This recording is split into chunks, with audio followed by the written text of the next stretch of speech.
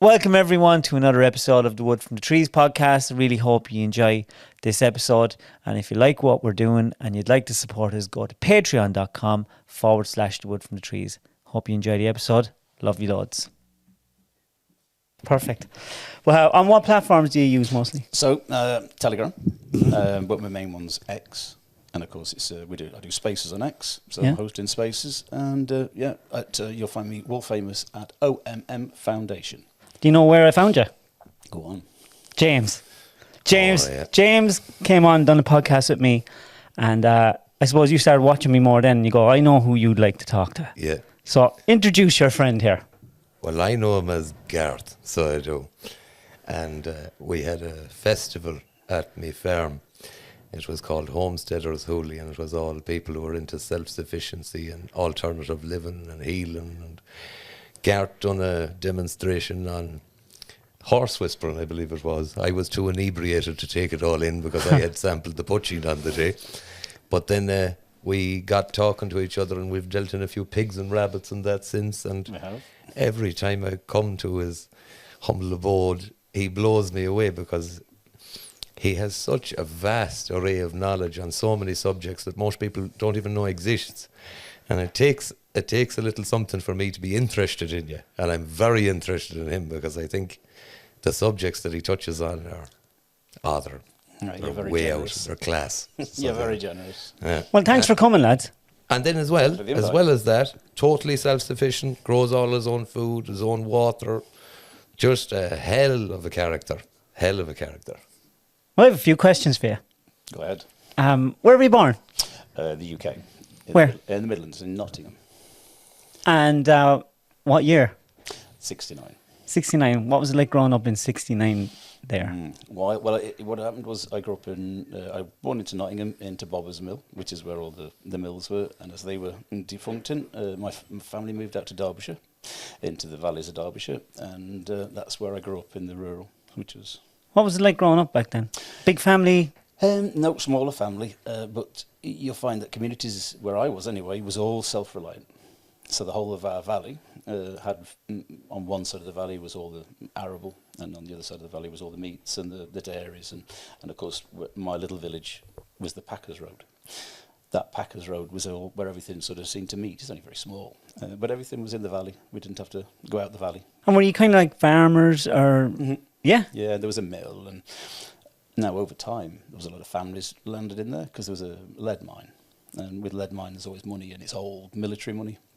So that was one of the lines, and then during the war there was a big munitions work built into the valley, so it became quite strategic. It was the families and everything all joined up, and of course then when you look at it, that was one side of the valley, and that was very Masonic, very, in fact the word Whitworth comes from our village, and that's a particular type of threading in the military engineering. Yeah. So it was that kind of families, they were years ahead, even as Victorian era, they were.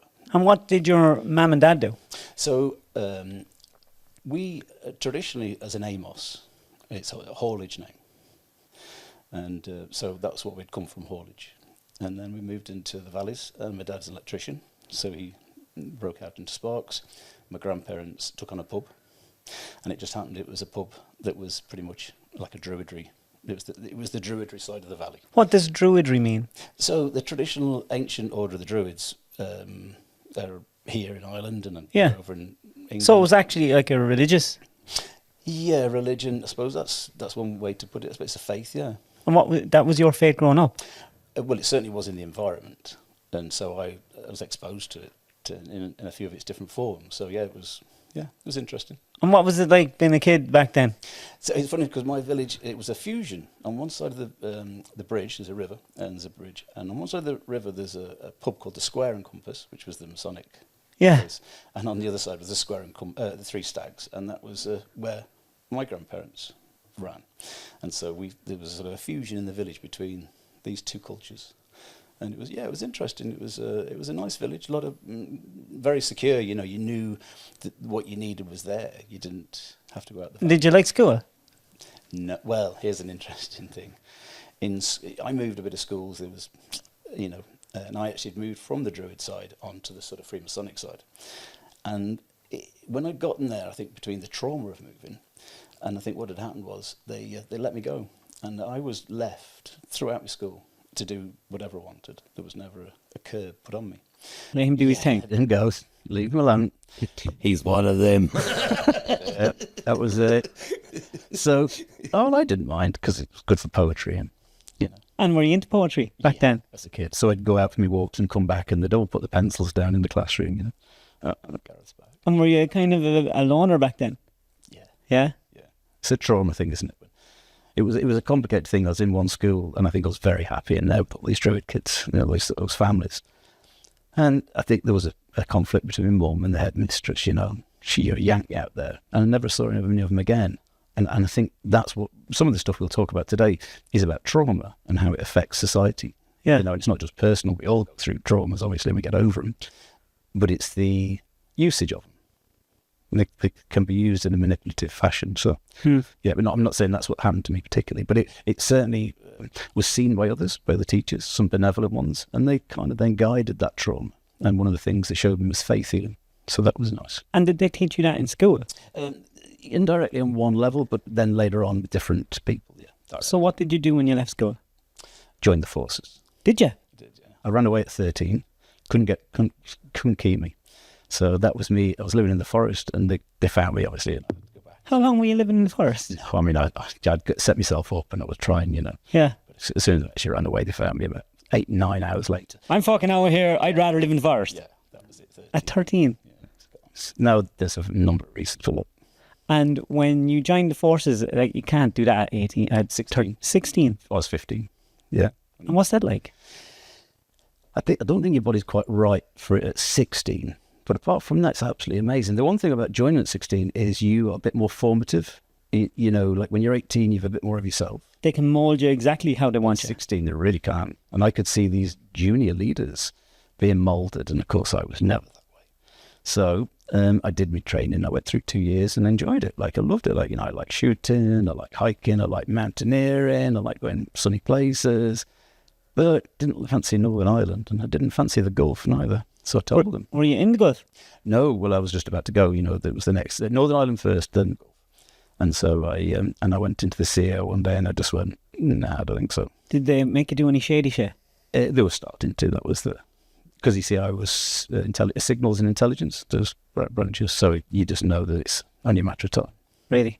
So so I went in one day, it's an interesting story in itself. And I knocked on the door and went in and said, look, there's no point in me being here. And he said, well, you're in the army now, go on, fuck off. Excuse my language.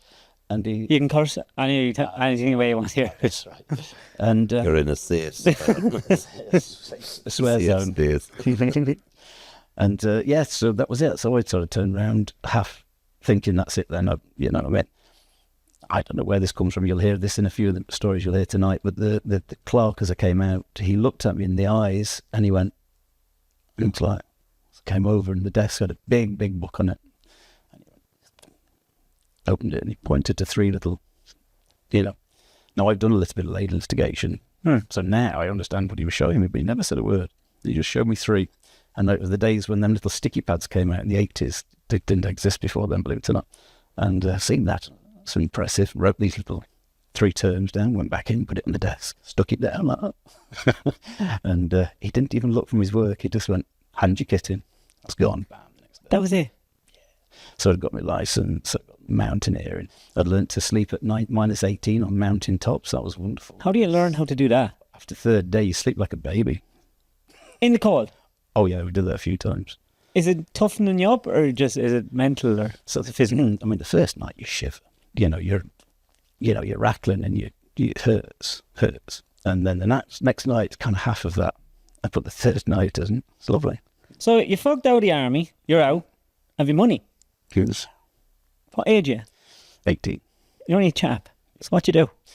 So what was my next move? So then I joined up and I went back to my dad and became a Sparky. That was my next. Were they happy to see you? Yeah. Prodigal son returns? Not at all. No, she was gutted. That was a ding. Rage and see you. So that was, hi mum. So that was that. Moved on. But I didn't mind, like I understood, it's been a lot of years now. And this is why I brought this topic to the surface, because this topic's very important to what was happening throughout my life and what was happening to my mother. So even telling you what I tell you tonight, like this has never been discussed too openly. And it's very, very important that we get a handle on this as a society, because it's 1 in 3 people who have this. Have what? Toxoplasmosis. And is that what your mum suffered with? And So, all my life until last November. And can you explain that? It's a parasite, isn't it? Yeah. But it comes from cats. Yeah, you just primarily. Yeah.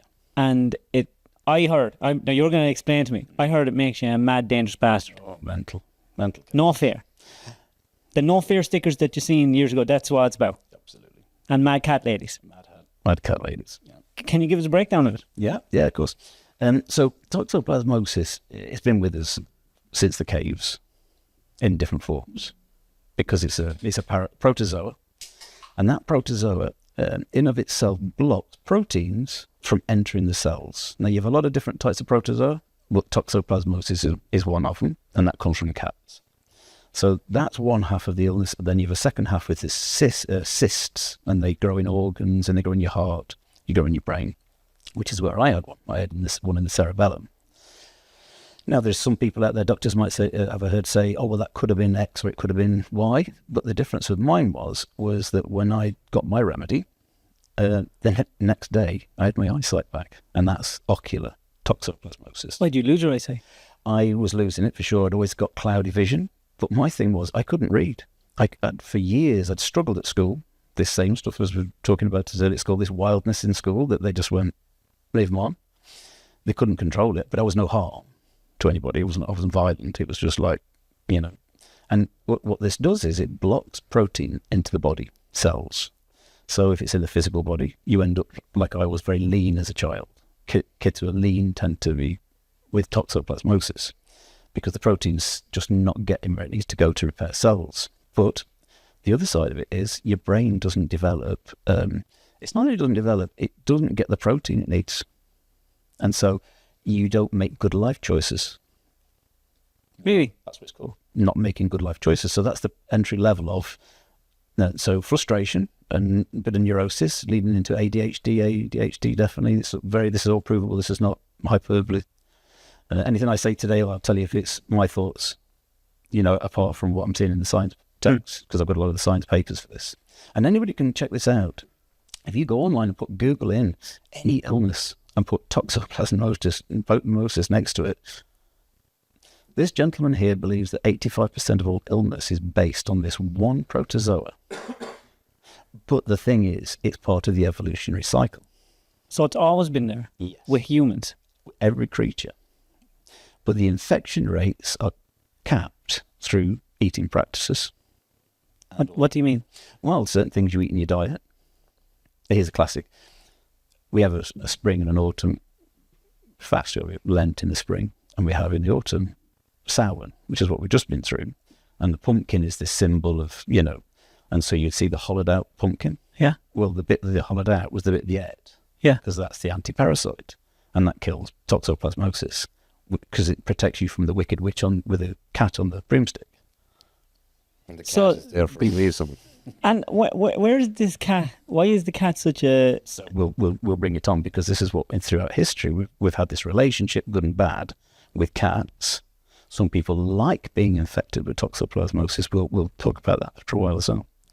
Some people need to get away from it because it doesn't benefit them. So But the ramifications of it are huge, because they've known about it for well over a century. And They've known it in this form for sure, but I believe it's been used in a bioweapon form for thousands of years, going back to the beginnings. In fact, right back to the very beginning, because even though this isn't the right place to discuss this, this theory I work with a lot around Genesis, and that in Bible.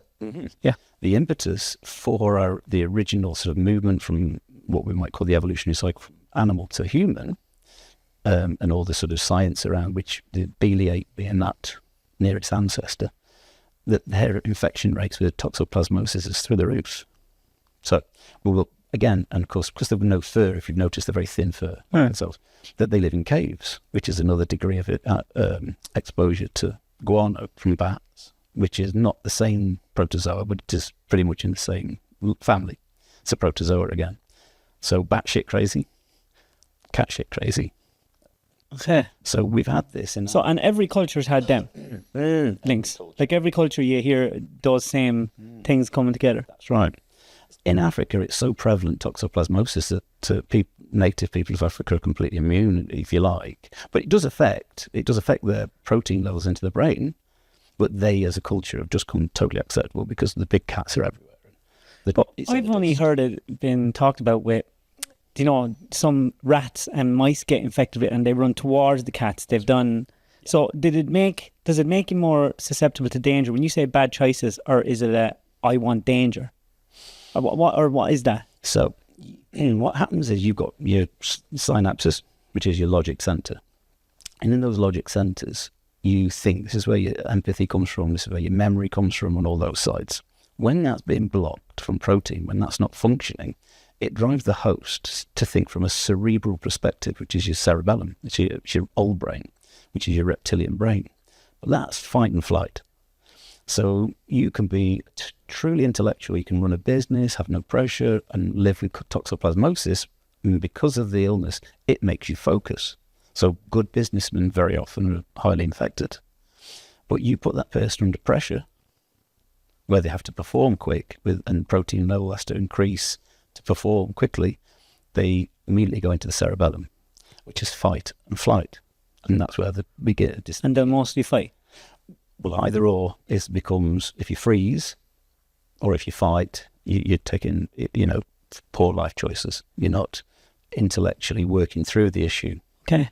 Because I had it in my head that it was the parasite wanting to get it to start the cycle again. So that's another, that is another side of it.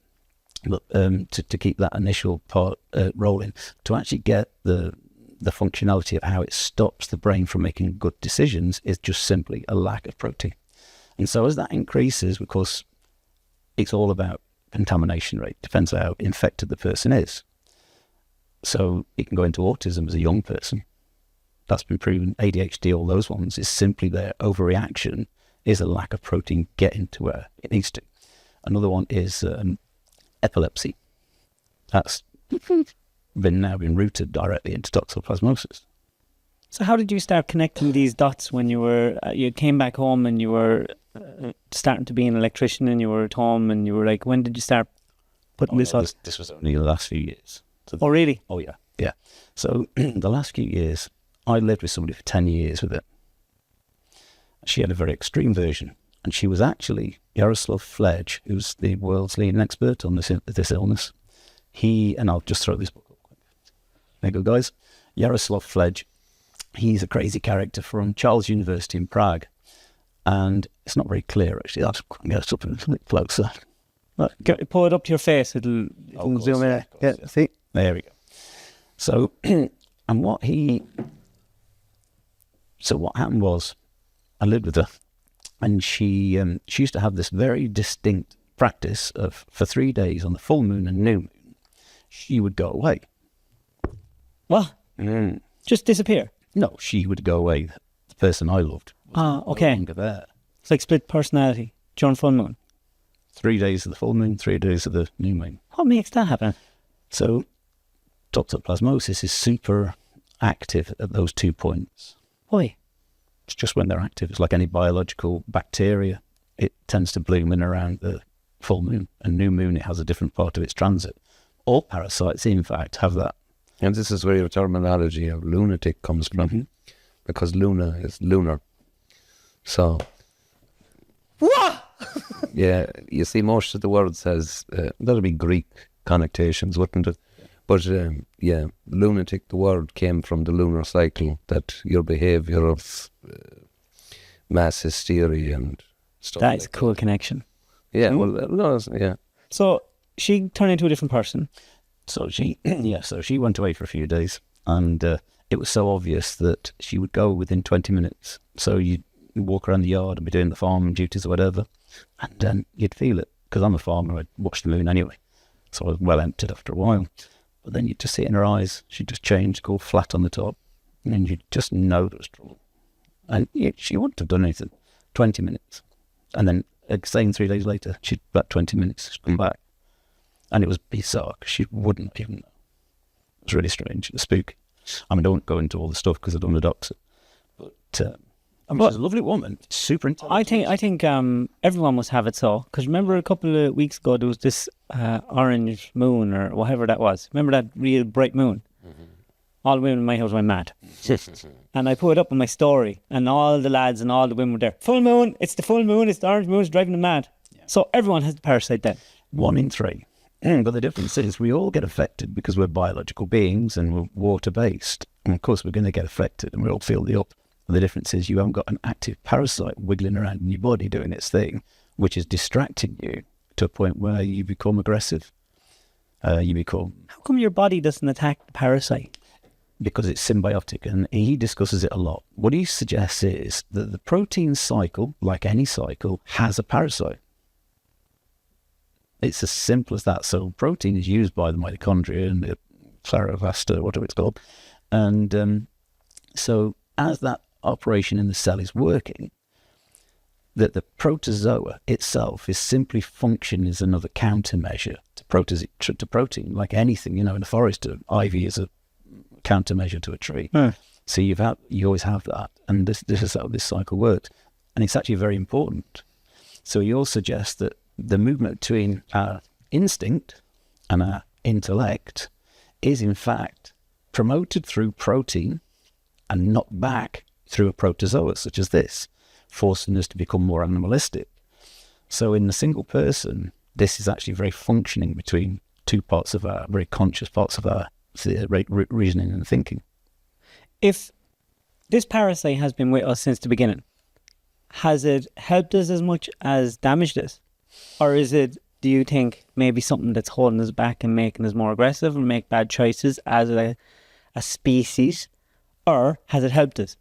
If it's with us, you know the way biology always finds a way, if it was negative, to get rid of it. Yeah. But it's not getting rid of it. No, exactly. And actually it's getting stronger in some ways. Now, arguably it can be used as a bioweapon.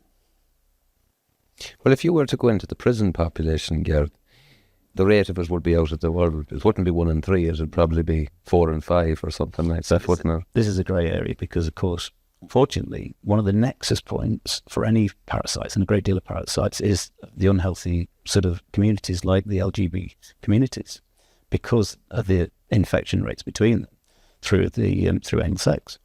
And it's a really big thing. He talks a good bit about it. Anal sex? Apparently it's a very, very large nexus point for parasites.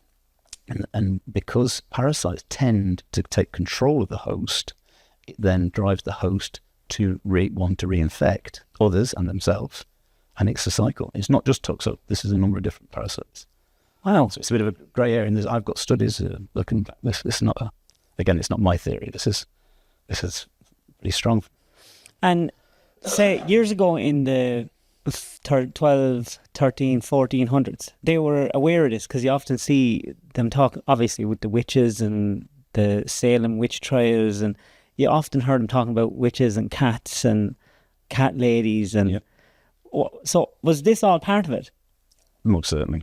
And who were druids and all those people, were they aware of these all things, and were they casting spells on people? And well, if they were bringing pumpkins into the fold as a remedy at this sort of autumn fast, anti-parasite cleanse, as a tradition. I know it's an American thing, but that sort of concept is throughout all cultures. So yeah, definitely. So what do you do to get rid of them? Good point. And maybe we should go through a few points of what more it does. Yeah, tell me what more it does. Yeah, it's a lot more. Give me a rundown. So that's an entry level. We're getting antisocial behaviour. That's the beginning levels of it. And this is the ADHD and all those sorts of behaviours. So I suffered that. And then as you mature as a teenager, it works into autoaggression. So here's a little thing. 100%, this is a mad statistic, 100% of people who were tested for toxoplasmosis who had been involved in auto rage, road rage. Yeah. 100% of them proved positive. 100%. Just a bizarre figure. And that's mainline publications. This is not some hippie. This is PBS. And what about car racing and people that do extreme sports? Have they ever done... Again, it's like businessmen. They've no fear. So you see, because they're literally burnt out, the protein which would give them a sense of conscious awareness of danger, because the protein's not getting into those parts of the brain. And what other things does it do? So that's entry level coming into the autoaggression, and then it starts to go into bipolar, and that's where apparently there's a cholesterol, sort of a connection between, I forget the names of these things there, between the two hemispheres of the brain, and that breaks down and creates the polarity, and that's your beginnings of your bipolar, and then Alzheimer's, and then Parkinson's. So it's connected Huntington's career. to all those things. So 85% of the hospitals would be empty if protozoa had been dealt with in childhood. And a great deal of the prisons. 85% of the prisons would be empty if this protozoa had been cleaned out of the people. How would they clean it? Well, we can go into some therapists, straight open therapists, what I did, I'll tell you what I did. And so because they were making good life choices, they wouldn't be thinking, well, there's an easy steal. They'd be getting protein to the brain, so they'd be saying, well, tell you what, how about I could make just as much out of doing a day's work than I can ever get from that bike. And and they're not going to tell you about this. There are two reasons. The prison service is a massive, massive private company owned by people. It's not state. Is that the case in England? Yeah, Ireland, America. Really? I thought the government did that. I knew in America it was a private system. I think some of the private. I think some of the major ones in Ireland are state, but there's some private ones for sure. That's seedy. Well, it's for profit, isn't it? Yeah. It pays. So it's a little bit like the rapper homosexual prison system that you can see now in America transformed with the P. Diddy stuff. Well, arguably, we could say that what underpins it is toxoplasmosis, because the transfer rate, the low protein, the easy sort of let's get along to get along kind of mentality it leaves them in, because they're not getting the protein to an intellectual reasoning. So it's really dangerous to create a two-tier society of those who's been, keep themselves clean of this protein inhibitor.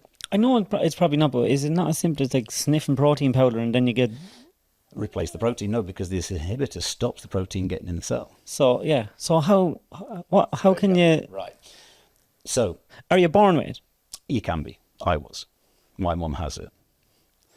My grandma had it, I believe. And what test can you do if a baby comes out, or I want to go in and get a test now? How big of a test is it, or how... Now, my mum had it done recently, and I don't believe they really took a great deal of notice, because, it's always Mrs. Old Lady's bloods and Wilderstone. She mentioned something about... But I think if you go into your proper, good quality research clinic and say, I want full test, and I think they might have to do the full scan of the body for the cysts. So if you got positive for toxoplasmosis, which is the protozoa, you can then go back in for tests to see if you got the cysts, which is what I had. But it would come up in the bloods?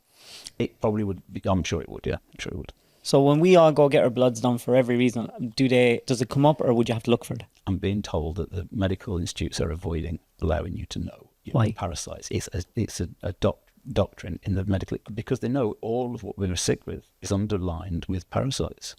How does that help anyone not start if they have a reason, why did they not fix it? Well, you see, It's an industry. it's an industry. The pharmaceutical industry is dependent on sickness, and then the prison industry is dependent on people who still continue to commit crime. Yeah, to me, it's one of the most interesting subjects in the world at the moment, because But normal people also make bad choices. They do, but And if you're brought up, like, there has to be something with nurture as well. But you learn from your mistake. Whereas if you repeat your mistake, you've not learned from the mistake. you see, as well So as that, repeat offenders or people, like And making wrong psychopathy. choices over and over. yeah, and psychopathy, David.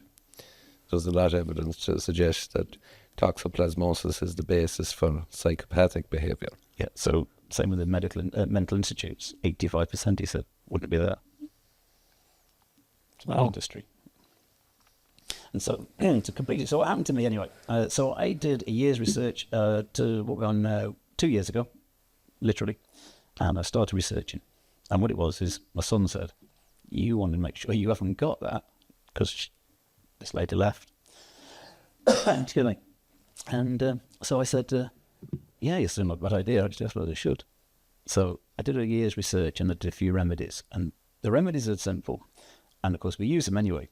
Raw garlic, taken immediately. What do you mean? Well, instead of crushing it and cooking it and messing around, just straight in. Really? Yeah, because you have allicin A and allicin B, the two elements within garlic, and when they combine, they actually become healing. Whereas when you chop it, I think it's 30 seconds later, they've oxidized, and you don't get the garlic, you don't get the bit you want.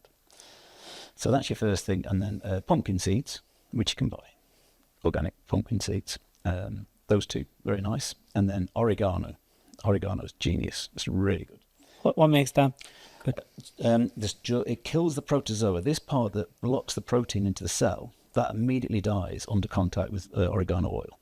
It's a real phenomenon. What I started doing was infusing butter, and then in the morning or before I go to bed or both, I used to swallow a pellet, and then it just releases slowly into the body overnight. And what it does is it infuses your fat reserves with oregano oil and garlic oil and pumpkin seed oil if you want to combine them.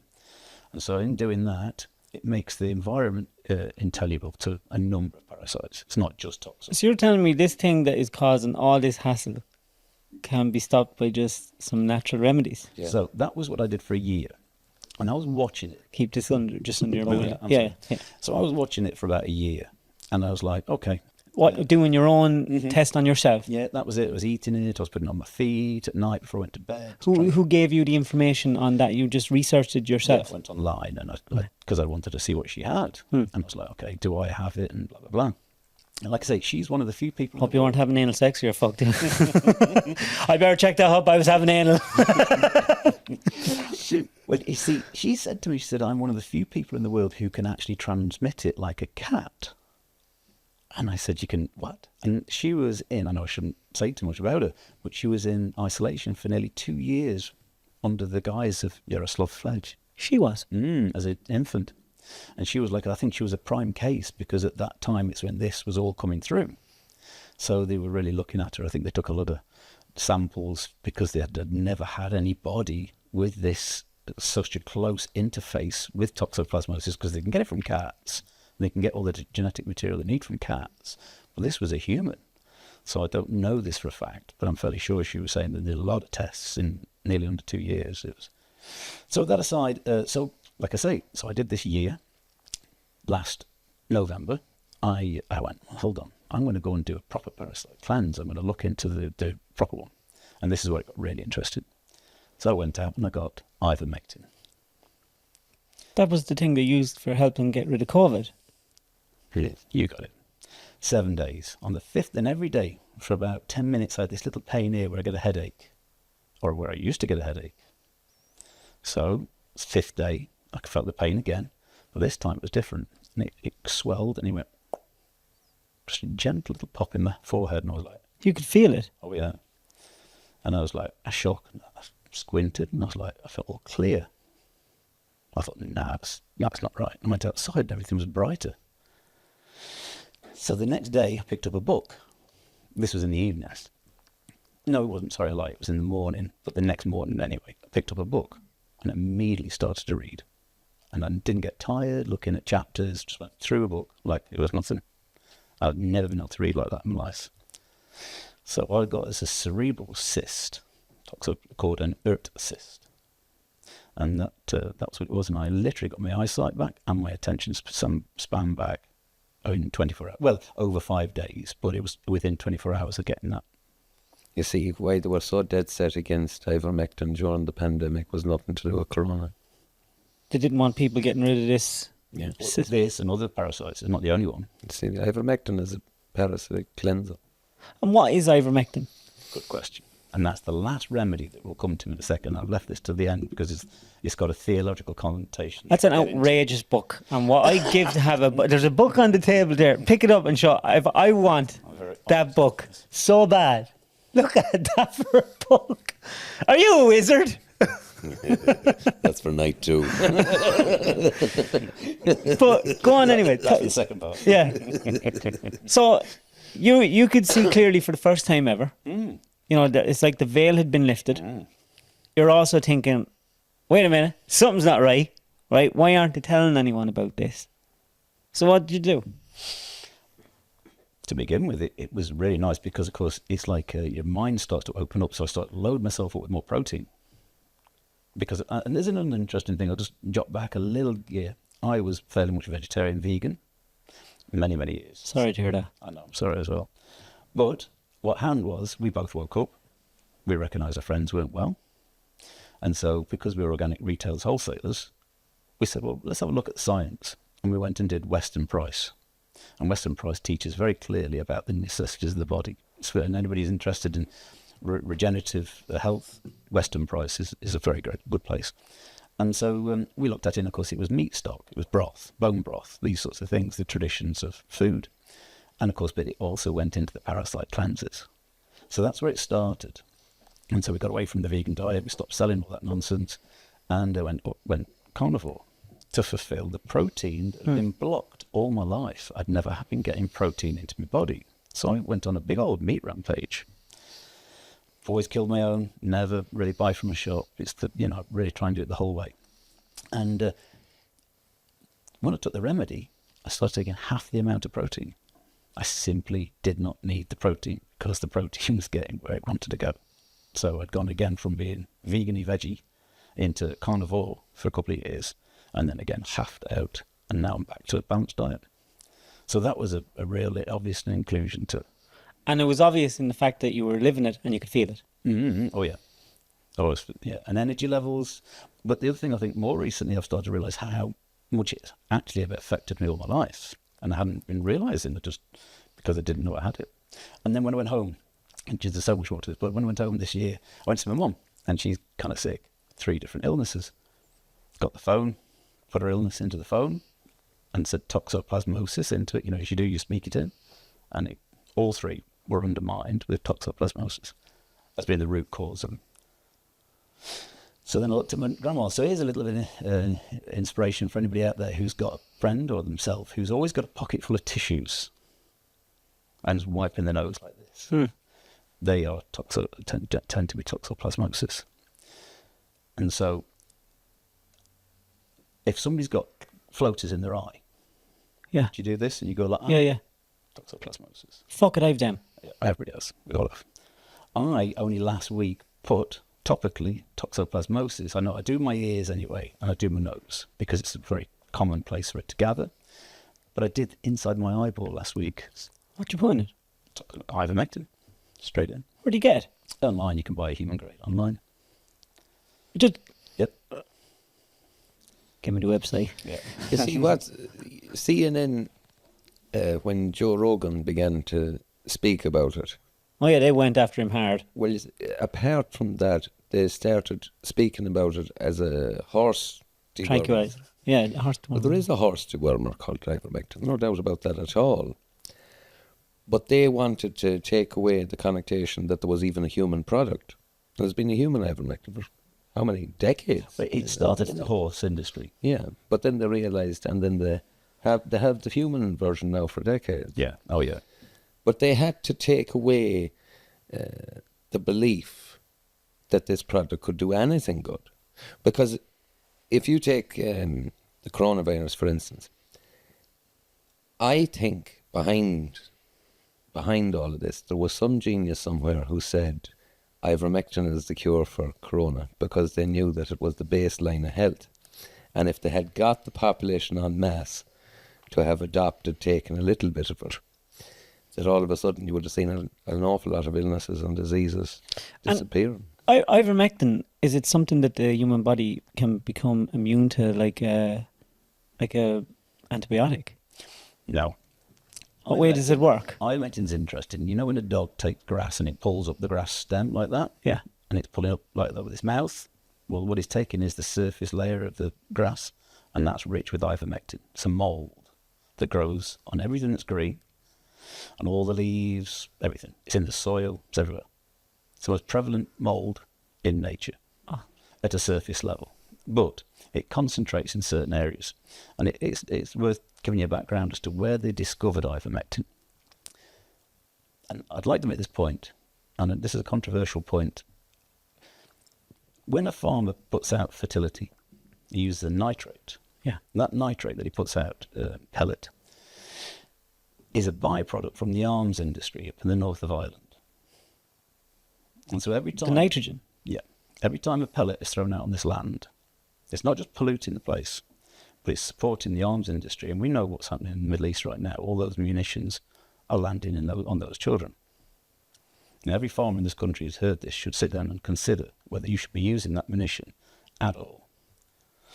And so the reason I bring it up is because the bacterial level and the humic level of the soil is depleted to such a degree that soil used to be at least 2 meters deep in biome. And what happened was when they started putting those pellets out, that byproduct from the arms industry, it killed all the biome until we're using like a hydroponic surface 4 inches of salt. Everything that's growing is just growing like hydroponically, but using soil as a medium and those pellets. So the horse industry realised as it came in that their horse's health was not benefiting. And what happened was they researched into this reason, and of course these pellets are killing the natural ivermectin in the grass. So that's why the horse industry started to reintroduce ivermectin, because ivermectin is that's what it's called, is nature's natural anti-parasite. So everything in nature uses what is the natural version of it to keep down the parasites in us. We have to do it artificially because we don't sort of eat and rummage and graze any longer. But every animal does until these foul pellets went out.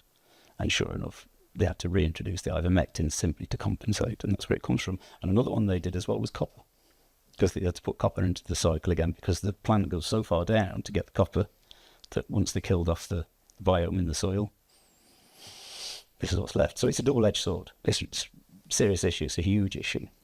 And ivermectin is the cure. And sorry, let me just park it. Yeah. So ivermectin comes from one other plant, wormwood. Artemisia. What's that? So in the Bible, it's the archangel wormwood because it was so important that the plant wormwood. It's called muckwort in the Celtic world, and this is one of the most prevalent plants on the planet. It's everywhere, but it is the remedy for toxoplasmosis and other parasites, and it's biblical. It's in the Bible. It's distinctly in the Bible. And in the Bible, like you said, in Genesis and in the ancient Mesopotamia texts, another way they don't eat pork and stuff in those cultures. It's because pork is so close to human biology that the parasites were too dangerous. Right. And the whole fasting at certain times was to get rid of the parasites, wasn't it? Yeah, absolutely, 100%. And so they knew all this years ago. Yeah, and there's a reason. See, what we've got is because a lack of protein sends us into aggression. If you look at our peppered history, whether it's the Gladio eras or whatever, or head-hunting cousins, cave dwellers and all of those, there was a serious dose of violence throughout our history till this present day, where we still have got a spearhead of violence currently in the Middle East. And so there's a reason, and it appears that this is definitely part of it. Now, we can really enter into some dark areas here when you study the occult. I have a flashlight. I can guide us through. But there's areas like some of the occult orders reinfect themselves with this fecal matter in ritual because they want everybody to be cerebral instead of empathic. If you've got a coven of witches and warlocks who are all sort of like hippies giddying around, all nice and in their sedentary mind, what you want is sharp, razor-sharp, reptilian-type coven members. They'll get shit done. And also, because they're in their cerebral brain, they're telepathically connected. They're telepathically connected? Mm-hmm. Is that real? Well, this is why they take the blood of the innocent. This is why they get drunk on the blood of the innocent, is to unify the telepathy. Who gets blood? Go back. No. Whoa. Go back. Explain that to me. Biblical. It's all through the Vedas where basically it's a drug produced in the blood, and that gives you this effect called the blinding light of God. And it's this is the biblical woven phenomena that people don't look at too much. They don't like to look at it quite like that. But if you study it, it always seems to be at the mercy of the blood of the innocent. Do you ever see an animal, were you ever hunting or that, when they'd get the fatal blow, begin to quiver? Yeah. That's the adrenaline pumping at the time of death. So it's the same with people. You see, when it's released, it's a drug. Fuck. I thought when you die, your brain creates you DMT and you... Yeah, but DMT is another part of it. But if you die a violent death, you release a vast amount of adrenaline in the final seconds. Any animal does. If you shoot a rabbit, you'll quiver. A badger, fox, whatever it is, they'll just quiver like that, just at the last moment before that. And that's when it actually taints the meat. Horrid, Yeah. Really? Poison. So over long period, excuse me, if you torment something over long periods of time, which is what ritual abuse is based upon, it produces another drug called adrenochrome. And that's oxidized adrenaline. And that's this product that is very common now. People are understanding is what the elite are using. They're getting drunk on the blood of the innocent of this adrenalized. So if you were a cannibal, you'd try and keep your victims real happy to the last minute. Until 3 days before. And then you start to traumatize them to get the adrenal levels up. And then there's a terrification process. So they want them to taste rotten. Oh no, well they don't take They're the not flesh. interested They in don't the care. taste. And the cannibals, they don't care about the taste. Have you ever met a cannibal? So, where'd you meet a cannibal? I'm not able to speak about those things. Really? Wouldn't be. Was it in the army? Actually, I could tell you about two of them. Two Agora Babas I knew in India. I spent time with Agora, and we were cannibals. Yeah. Did you live in India? No, for a period, 3 months. Just went out there to find yourself? Yeah. Well, I went out to discover all sorts about cannibalism because that's my topic. That's my. And How did you get into cannibalism? there's a whole topic in that one, but yeah, I was exposed to it through different groups, and yeah, it's a grey area if you don't want to go into that. Yeah. Next podcast. Exactly. But I mean, like, I do focus on the dark arts. Anybody wants to come and follow my stuff online, like I say, they're more than welcome to come. Oh, we'll put a link. We'll put a link down below. Appreciate that. So what I'd like to do is, I know there's loads more. I could have done with bringing more onto that, but we can drop back in. But what I'd like to show is just a little phenomenon. Oh, hey, roll, lad. Might have to now if this comes down. Yeah, once it's at your face. So everybody knows this particular picture. Where am I going the wrong way? Yeah, you're good there. Okay, so what have we got there, guys? Tell me what you're looking at there. I'll come back a little bit so you can see the nature of it. I'm bashing your mic there. Don't mind the mic. There we go, look. So what we're looking at there, we're actually in fact looking at a rock Yeah, during the Great Deluge with a lot of adults who know they're not going to make it, right? yeah. But are willing to put their children and offspring up on a rock with a tiger and its cubs. And there does not seem to be a problem, does there, guys? No. That looks all hunky-dory, doesn't it? Yeah. Why a cat? Why not a goat? Like I have a goat. If I was looking for something to say, hey, something survived us after a great deluge, all our children, you'd want it to be a goat, wouldn't you? Or a cow, or Yeah, something a like monkey. Yeah, Why a cat? I have no clue. Because of the connection. Well, cats would empathise, wouldn't they, with human cubs? I think they would suckle humans if there was a disaster, something like that. I'd imagine, from what I can see from the animal world, and empathy with different animals and cats. Cats aren't very empathic, are they? I've seen them bring up puppies. I've seen Really? them bring up puppies. Yeah, I've seen them clutch ducklings. My cat hates me. My cat hates I'm me. not a fan of cats, I must admit. I hate him. It hates me. It tries to frighten me all the time. It jumps out at me all the time. My kids love it, but it hates me. He probably got toxic. I do. No, him, the cat. I could have it too now, I'm thinking. So It's a subject it should be looked into. Everybody, 1 in 3. I've got it. I'm going to go get myself checked. I have to now. What's it called? There's nothing wrong with having a feed of garlic and just doing the few steps and then seeing how you feel after a month. Doesn't cost you. Do you do it? Yeah, it's changed my life. I was a lunatic. So are you telling me that's what's wrong with you? That's what's wrong with James. You've heard it first. He's a changed man now. telling you, He was infected by a parasite. Yeah, but you wouldn't believe how it levels you out. Once you recognise it and you say, like, it's one thing you ask Roisin or that. Roisin knew about the moon cycles. She knew you were going to go mad. She'd say, keep an eye on you now, the moon is changing and that. She knew it. Fuck. Because it could drive you to drink drugs as well. That's Everything. So there was a new moon the other night. So that was. So, other than things like, medicinal remedies and food, what can you do to help? Fasting helps as well, doesn't it? Yeah. Bringing it up into perspective is the best thing to do, is find it in yourself. You know, see if you're moody around the full moon, new moon.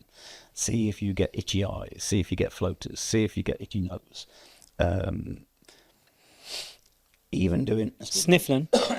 Yeah, that one. That that one that people do with that, and they're always doing this. Or I tell you what's a big one is this blinky one. If you know people, Like Tourette's. yeah, Tourette's is definitely Fuck! 100%. Biscuits! Because it's like a protein, and you're trying to do whatever it is, but you can't quite, and it's the protein that then kicks in, and you end up being frustrated and swearing and doing all.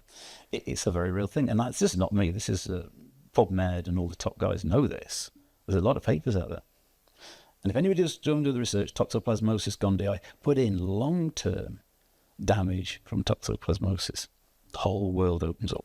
Because until then, all you'll get is the cat to rat to human cycle, pig cycle, and that's all you'll get. Totally black whitewash until you put long-term damage in.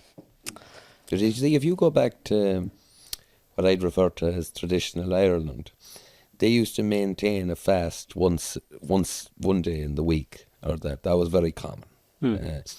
And then also the consumption of garlic was very common, but people said that So it's fuck all garlic in Ireland back years ago. down the west of Ireland they used to do it. Yeah. Wild garlic. And- Wild garlic. Yeah, and then what they were saying was good for your blood, but they didn't know anything further than it was good for your blood. Yeah, well, there's a lot to it. So there is.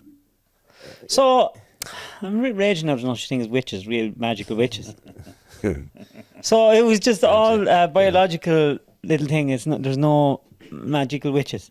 Well, that's a different dimension. That there is magic for sure. Fucking knew it. But anyone Sorcerers and witches on and that shaman. on that subject, you direct them to your X account because you cover it in depth there. So you do. Yeah, you of know. course. Yeah, no, do X is a great place.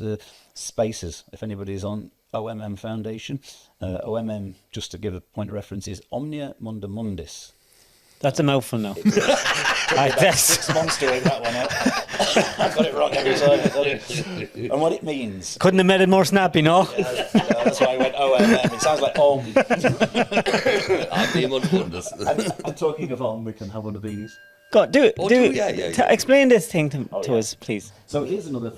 Wait now until you're at the microphone. So this is another thing about parasites. Why did we have? We're going to get into some complex stuff now. We're going to get into some very controversial stuff about race. But one of the things that we realised about the bells, we always think it was a call to mass. Yeah. But it's been proven now that I'm going to start terming sort of serpentine energy in the same realm as parasitic energy. Okay? Okay. So, and you'll realise because I deal with the occult stuff, and of course faith was always to overthrow the occult. Because of the aggressive nature of toxoplasmosis, what I've started to realise that the ancients were saying was demons. It's very likely, like the King James Book of Demons, he was actually talking about parasites. And remember the statue, the Virgin Mary, what she's standing on. Snakes. There's a reason. And Symbolism. And so the serpent in the Garden of Eden is the same. It's what that actually is in the physical body we have a serpentine energy. So we can't deny serpentine energy. Serpentine energy is... What's a serpentine energy? I'll leave your mind to look at all the different connotations of what is serpentine. Ivy is serpentine in the organic world. A snake is serpentine. Reptiles are serpentine. House cats are serpentine because they have the serpentine eyes, whereas other cats have you've noticed, have got round eyes. So there's an interesting little twist in that toxoplasmosis sort of relationship to the serpentine energy. And because, of course, this is our reptilian brain, that's a serpentine brain, it's driving us to work from that place. So there's a whole lineage, even the taking of this adrenal blood brings us into a serpentine brain. So it's a common phenomena. And so in Genesis it said that Eve was tempted by the serpent. We have to remember that as a natural being, the feminine engage in self-cleaning during their menstrual cycle. Yep. And that is an adrenalized product. What do you mean? What do you mean by adrenalised product? Well, a menstrual cycle in of itself is highly rich with different hormones, Okay, yeah. and estrogens, progestogens, and testosterones. And so within that it's a stimulant. And so that stimulant is in the same plethora of reasoning around the same adrenalized product. It might be minutely adrenalized, but it's why, I'm sorry, excuse me, I'm glad that we're in an adult space, but if you go to, say, the Satanic Lodges in America, that they have menstruating days, and where the women come and offer the menstrual blood into the common pool, and it's reconsumed for its effects. Who consumed it? All the lodge. Membership. Of what lodges? Satanic Lodges. Masons. Nah, there are different brands. Different brand of them. But that's very common practice. That's always been a common practice because, again, it brings them into this form of telepathy. You can actually, a lot of women have been quite open about that. Oh, yeah. India's very common. Very common in India, where women sell their blood to the sadhus for the same. But in India, do they not believe in a dualistic sort of a religion? It's more... That's much later. The earlier stuff, the Kali worship and the Shivaitism, and then after it progressed after Shiva was reformed. And we can talk about the story in a little while, actually, because that's quite an interesting version of the same about how we reformed from the dark arts. In fact, we'll do it now. So the story of... Jesus is the answer. Yeah, we'll get to that one. We'll take it one step at a time. There's so much coming. That's all people need to know. Believe in Jesus, you won't go so far. Praise the Lord. I'm telling you. We never even got to this Oh, part. yeah, did we? do this Let's get part. to this part. So, yeah, parasites. And so the bells were a call, obviously, to mass and to clear the air is also another part of it. And the reason I know this is because in a lot of places in Switzerland, they still ring the bells when a cloud's coming to dissipate the energy of it. And so in Tibet and in places like India... Can I video this as well? Of course. Mm-hmm. Go for it.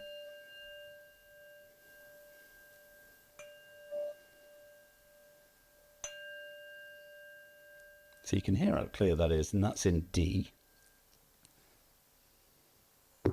It's not, one second, it is.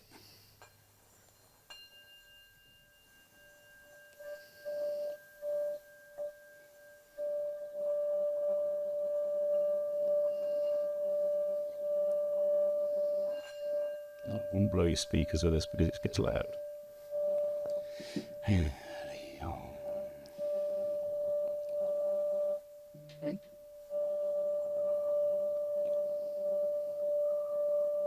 Shanti. Shanti.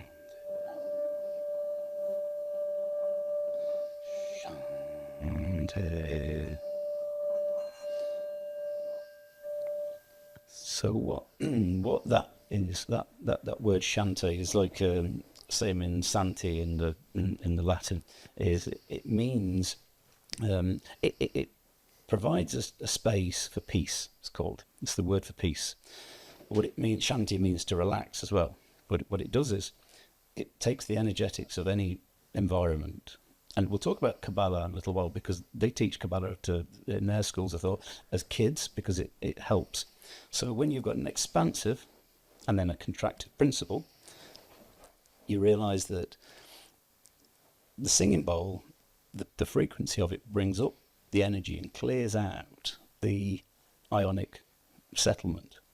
And then as it settles back down, it comes down into pragmatically a more refreshed position.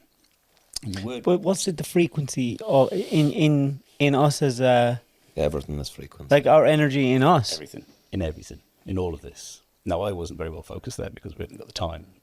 But when you get down into the deep matter, sort of the breathing exercise of it and using it, you start to feel the absolute vibration of the change in the environment. Even now in my eyes, I can feel it even for a few seconds.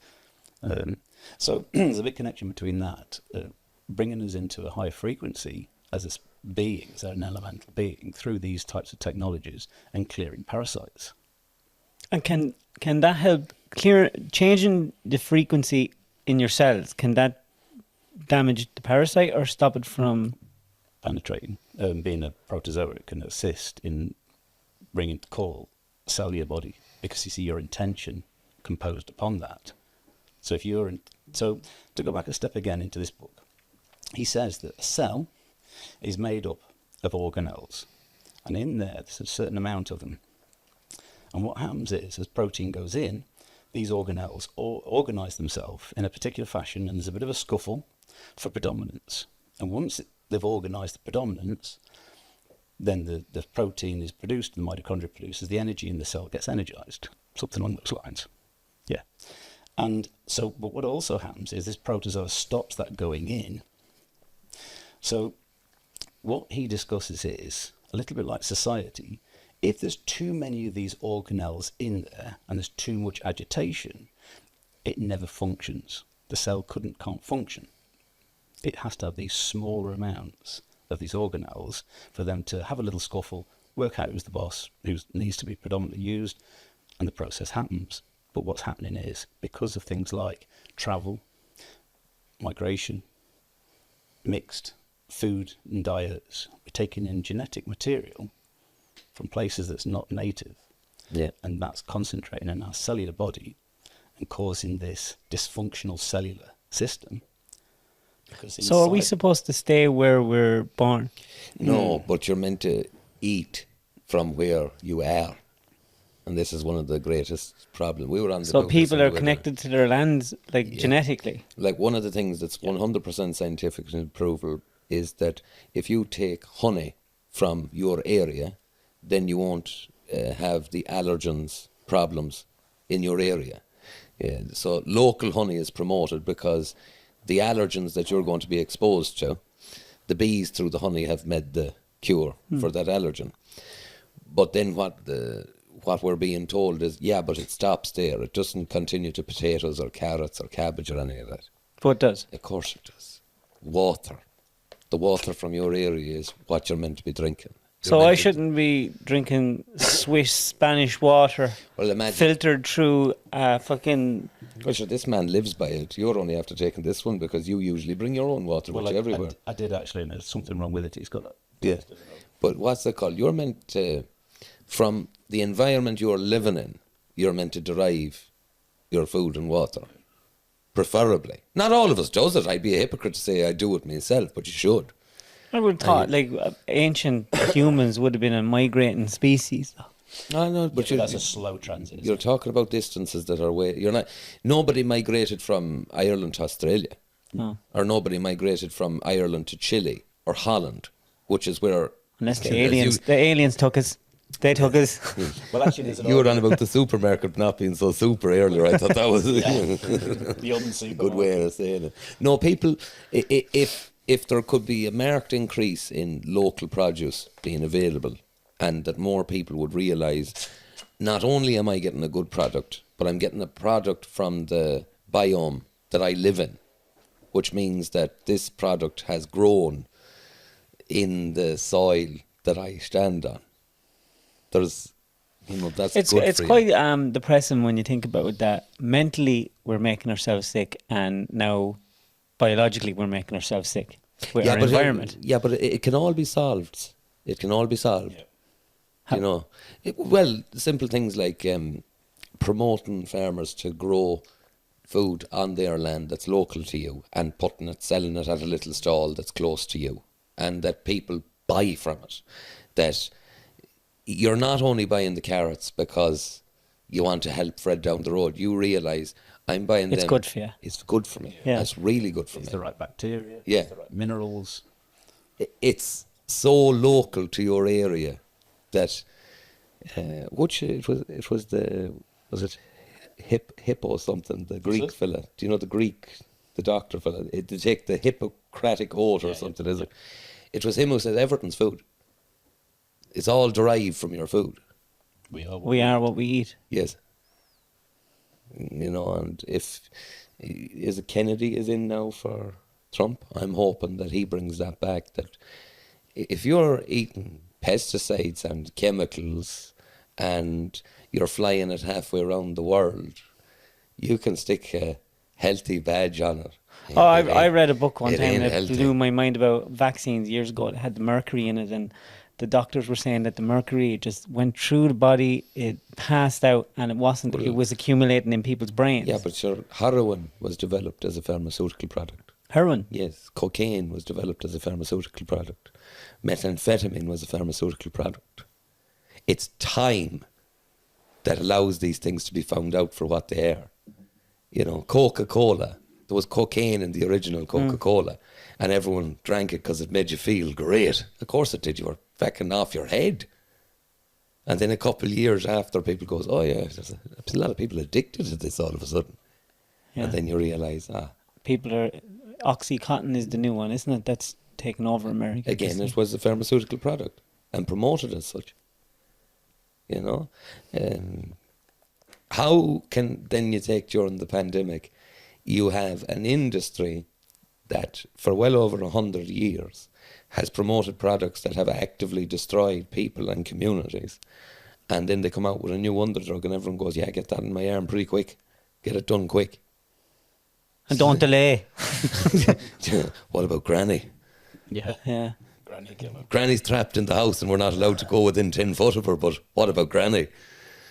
It's nonsense. It just seems so crazy it seems so simple.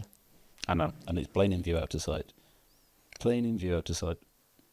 And here's I'll make a couple of quotes here from Jaroslav Flaj, and he says, I think it was the two little ones, the manipulation hypothesis states that some parasites alter the behaviour of the hosts in an effort to spread from an infected host into a new uninfected one. How did they know? Because they've watched how people activate. So here's one with an ant. I don't know if you know this, but liver fluke in sheep is transmitted by an ant who gets infected, and it's driven to stand up to the top of a piece of grass every day until the sheep comes along and eats it. Well, it's slug, isn't it? Snail. Well, ants as well. All right. Yeah. So it wants But to there be is a eaten. slug one as well. Yeah.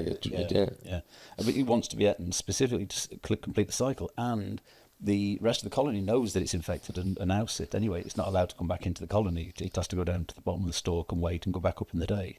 So he just was discussing it. So that's one version, as you said earlier, about the rodent. The rodent loses its fear, but actually it gets actively invited and welcomed by the smell of urine, which is partly where the protozoa resides, is in the cat urine. So it comes smelling the cat urine, totally unafraid, and the cat gets his dinner. So it's a cycle. The Last of Us program isn't that far-fetched, is it? The Last of Us. You watch that program? It's about a fungus that transfers into the human body, and it turns them into kind of zombie people. Yeah, it's based on cordyceps. That's an ant as well. There's an ant that it happens. It takes over the body of the ant. This is the saying. Yeah, this is what got to those. Yeah. But it's one thing, sorry for interrupting, it's one of the things that they never said during COVID is any viral, by its nature, doesn't want to kill the host. Bingo. And why did no politician come out and say, listen, this could be serious, but in order for this to spread, it has to realise that it can't kill the host or else it'll be cut out. So COVID, by its nature, has to become weaker until it's almost like a flu to continue. You know, So if you have a virus that's lethal on contact, well, that means you're not going to spread it too far. Whereas if you have a virus that's very mild, you're going to go to work, you're going to do this, that, and the other things. Yeah. Do you think that for every ailment a human has, there's a cure for it, a natural one? Or are we, by designing drugs and introducing new chemicals, we're just getting ahead of it, that it'll never happen, we're just going to kill ourselves? See, the problem is, over generations, epigenetically, we're going to adjust to this bombardment of chemicals. So we'll adjust over generations to become something else. And then if that something else position stopped and all the drugs stopped, the question is, would we return back to our normal human state, or would we remain there as epigenetics teachers? And so then we'll be entirely vulnerable to the natural world. It's just so scary when Can you see what I mean? If you get so far away from the natural living. But, like, if you look what happened in the Amazon, millions of people died just because the Europeans came over and they had no immunity for it. That could happen in the morning. Yeah. So that's why it's important that science understands the virology, and so where's the happy medium? Well, it's a good job that Europe isn't getting hundreds of thousands of people from tropical climates. Uh-oh. James, come on, more garlic. More garlic. Also, body count apparently is a big thing. Body what? Body counts. People with high body counts tend to have that wanting to maintain the high body count for this host and What does that mean? Body count? The amount of people you had sex with. Different Oh, parties. right. Yeah, body count, sorry. Yeah, so it's a really big part of it. And that's why I'm very careful when I steer into that, because there's a whole, if you go onto Telegram now and put in parasite cleansers from the LGBT community, and there's whole testimonies, hundreds and hundreds of testimonies of people who fully active in the community. They just took a parasite cleanse like I did, and all of a sudden completely reversed and were not in any way invited back in. They just, they just weren't interested, and it was because of this. So Sexy John that lived in the village getting up on everyone that moved, he just probably had a parasite. It was parasites, apparently. He's not a sex addict at all. It's something to do with the gland in the... I'm a sex addict. I'm in remission. We all generations of them, aren't we? let me throw you another line out here. Yeah. For example, a parasite, in order to complete its life cycle, might need its current host to get eaten by a certain predator, so that the parasite can spread via this predator. The parasite often is able to alter the behaviour of its current host, so it is more likely to get caught and eaten. An example, the infectious host must be less careful, more noticeable, and spend more time in open spaces and react more slowly while in danger. So, what he's proven is women with toxoplasmosis are very showy, very flashy, very gregarious. It's part of the complex, where women without it are very conservative and quite calm. And you can see that dynamic in society. Kim Kardashian. Who's he? Kim Kardashian. I don't know who he is. That's a girl. No, I don't have a telly. You don't have a telly? No, never had a telly. You see, this lodge that I would have been sort of exposed to, one of the few things they did tell me was some good things they told me. They said, don't watch the telly. Radio? No. Music? No. Well, yeah, a bit of music. But What's your favourite music? All the old heavy metal stuff. I'm do with a DJ and all that, messing around. And I won't listen to it anymore because I know now. I see, there's a bit of history I didn't tell you that my uncle's part of it. And he was head of the newspapers and different stuff. And he used to get me albums, and it was always the heavy metal albums, and it was always the Blood and Lust and all the, And then I realised why. And so when you realise in history they changed the frequency from 432 to 440, what happened was it's called an over progressive harmonic. And what that is, when you hit that pitch, you can hear that pitch roll out perpetually. Whereas when you use a 440 megahertz frequency, what happens is it collapses after a few seconds, and it's called over progressive, I think. And so that's to create the effect of rock music. So if you grow up using music as a balancing harmony, so you come back, you have a sit down, and you listen to some album, and if you're listening to something with an over progressive harmonic, it leaves you on edge. Whereas if you're listening to something that's tuned to 432 and you're getting pitch perfect, when you're relaxed, you have actually relaxed the cells in your body. So people that listen to rock aren't relaxed? It unfortunately, it's just by the very nature of the frequency they've used. Well, if you think about it logically, a very young child has no parameters as to what good music is or bad music. But if you put on something like Nocturne by, was it Debussy, or that classical music? Jesus Christ, James, well done. Well, a baby... I didn't have to say that. Beethoven's Sonat number 12. But you see, a baby will settle to that. Whereas if you put on, Five Finger Death Punch, they're going to be unsettled. Yeah. It's not because they have a bigotry to the music that's being played. They're simply responding to the noises. Yeah. That's why you should never judge someone by the music they listen to, because it's different noise. It's not a conscious decision. It's so, how do you not watch telly? So when I was 15, he said to me, that's the altar to the dark force. It's programming. It's called television programming for a reason. Television. So if you want to be told what to do and programmed into believing, this big fire which replaced the fireplace has got everybody absorbed, and of course it. Wait till you get a load of social media. Oh, I know well. So do you not do that either? Oh, I do, yeah. I step in and out. I do I hold space. Well, it must have been some fucking shock to the system, skipping television and going straight into social media. Yeah, well, that's it. Yeah, but it's still with social media, you have the alternative. That's nearly completely lacking with television now. Like when you look at even your movies and your films, people would be surprised how many of them are funded by the Pentagon, CIA, MI5, all these organizations. They give money directly to these films to be made. Like that last film, Top Gun, or that. Yeah. That has a Pentagon budget. It's not just a film. It's the defence forces. Showing how cool their stuff is. Exactly, but enticing young men to see it and to be like, oh, yeah. Hey, look, when I seen the first Top Gun, I wanted to be a fighter pilot. Yeah, there you are. Of course, it's the Yeah. influence, isn't it? The reason for it. You see, around the campfire, you'd have been told stories of Odin and you know, all the different sort of mythologies, and not here. So, did you read a lot? Again, I couldn't read. What about now? Ever since last November. So, what do you like reading? So, books like this, the Bible, I got that gifted last year. This is my family Bible. This is my actual family How Bible. old is that? We don't know because there's no dates in it. So Well, it's old. I can tell you now that looks old. Yeah, it is, yeah. But I mean, I feel as though it was synchromeshed because there's a whole load of stuff about. So, are you parasites very in there. religious? No. Well, You're not religious, but you like reading the Bible. It's not even that. It's just that certain things in my life have led me to believe, especially when we go into some of the other stuff around cannibalism and around the original sin in Genesis and the way it actually, if you look at it, it's the ingredient. I realised that a lot of my life has led me progressively into learning more and more and more. And toxoplasmosis, incidentally, seems to be, in fact, the very trigger to the thesis that I was exposed to from these Druidic lodges.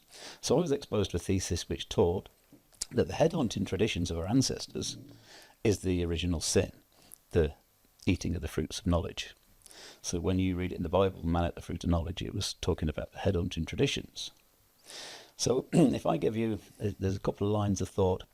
If you could stick up some images online, put up Beely Ape. Beely Ape. B-I-L-I. I like reading the Bible. Yeah, me too. And it's not because I believe it got facts down from heaven, but it's an amazing bunch of stories from ancient people. Which is And a lot like, of people say it's a book, it's a library. It's a library. In itself. And like for people that should have been like just crawling out of caves, they had so much knowledge. It's really weird. Hey, I'll have to up there now. Fuck is that, lad? What's wrong with him? So look at some closer pictures. There's some, oh, they're up there now. Trying to I don't like the look See, of that lad there. Third one, yeah, that third one. Third one here. That one, yeah. Oh, what have I done there? No, not that Oh, one. my God. Well, actually, that. Stop there. Yeah, no, go back to that one. See it? So look at him. Look how he's losing his fur. Yeah. Go to that next one, that third one. Super. I seen a picture of an ape with no hair at all. They are terrifying. That's it. There he is, Beely Ape. That's our nearest ancestor. Now, that ape is walking naked in the garden, Yeah. okay? And eventually, as the weather increments, it's going to force it to toil the earth, What do you mean? To work the land. to work the land, to bring up a high-protein diet, to bring about clothing, homes. And so in Genesis, when it talks this is what it's talking about. This is what Druidry teaches in its exposure of what's this is. See, we had this milk toasted because it was too terrifying for the kids. When you think if the eating of the fruits of knowledge was the cannibal traditions of our ancestors, then they milk toasted it over generations to make it acceptable to young Christian children. But it got so milk toasted that the adults forgot, except for the ones who were inclined towards the occult practice. And of course, they started to use it then as a guidebook. See, at the Last Supper, when Christ made his attempt to improve people, he took a piece of bread, he says, "This is my body, do this in memory of me." Then was it wine, took the wine, he says, "This is my blood, drink this in memory of me." What he was trying to do was offer an alternative to the practices that were already going on. This is my body, this is my blood. You don't need to sacrifice in my name. That was what was carrying on until that point. And that was across the Jewish culture at the time. He created it. Yes. As the alternative to. Oh, that's what I'm saying. But this was common at the time. What he created was the alternative. Right. So that's when you hear a good preacher, they'll tell you he is the light and the way, and the only way to God is through him. Well, through him means that you no longer partake in what used to take part. You try to live like him. You don't consume flesh or blood. So, how did you go from that into dark arts and stuff? What made you go down that road? So research or just interest? No, the lodges I'd been exposed to would be those amongst those lodges that would have been, predators, and I was been prospected at different points. To what? To become a predator.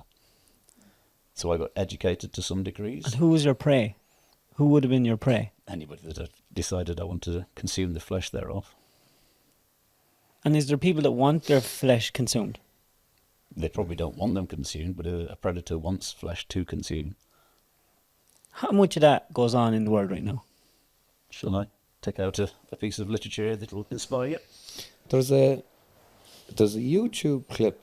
It's Dutch. He's from Holland. Oh, yeah. You remember that? And he speaks about it. Johan or a banker, wasn't he? Something like that, yeah. But basically, he was exposed to satanic lodges and that. And he partook in a rake of the stuff, the sex parties and the whole lot of it, until he was flown to another country and they were killing children. That's where he drew the line. See, people don't... General public probably isn't ready for thinking that way a lot of the time, but these things do happen. That's why I'm cautious in letting it out too much, because you can train people very quick. Yeah. I spent 35 years trying to be very cautious how I explain it, but the world's ready now. Whereas before it wasn't. It just simply wasn't. Because too many powerful people had... We have media. We have media now. And what's going on, we're all asking the question, what the hell are these thickers out with these satanic lodges? And it's not until people like me who know the undercurrent of it can sort of bring it forward and show it for its divisiveness.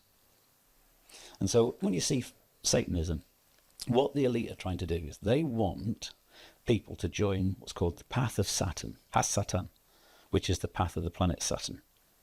And the planet Saturn in Baphomet is, like when he does this, on this hand here, it's written coag. And coag is this contractive coming energy. Together. Yeah, it's contractive and reductive. So it's called the path of an eternal death. And that's why all this cult on the planet is Saturn cult. Because they want people on the path of an eternal death. They're a death cult.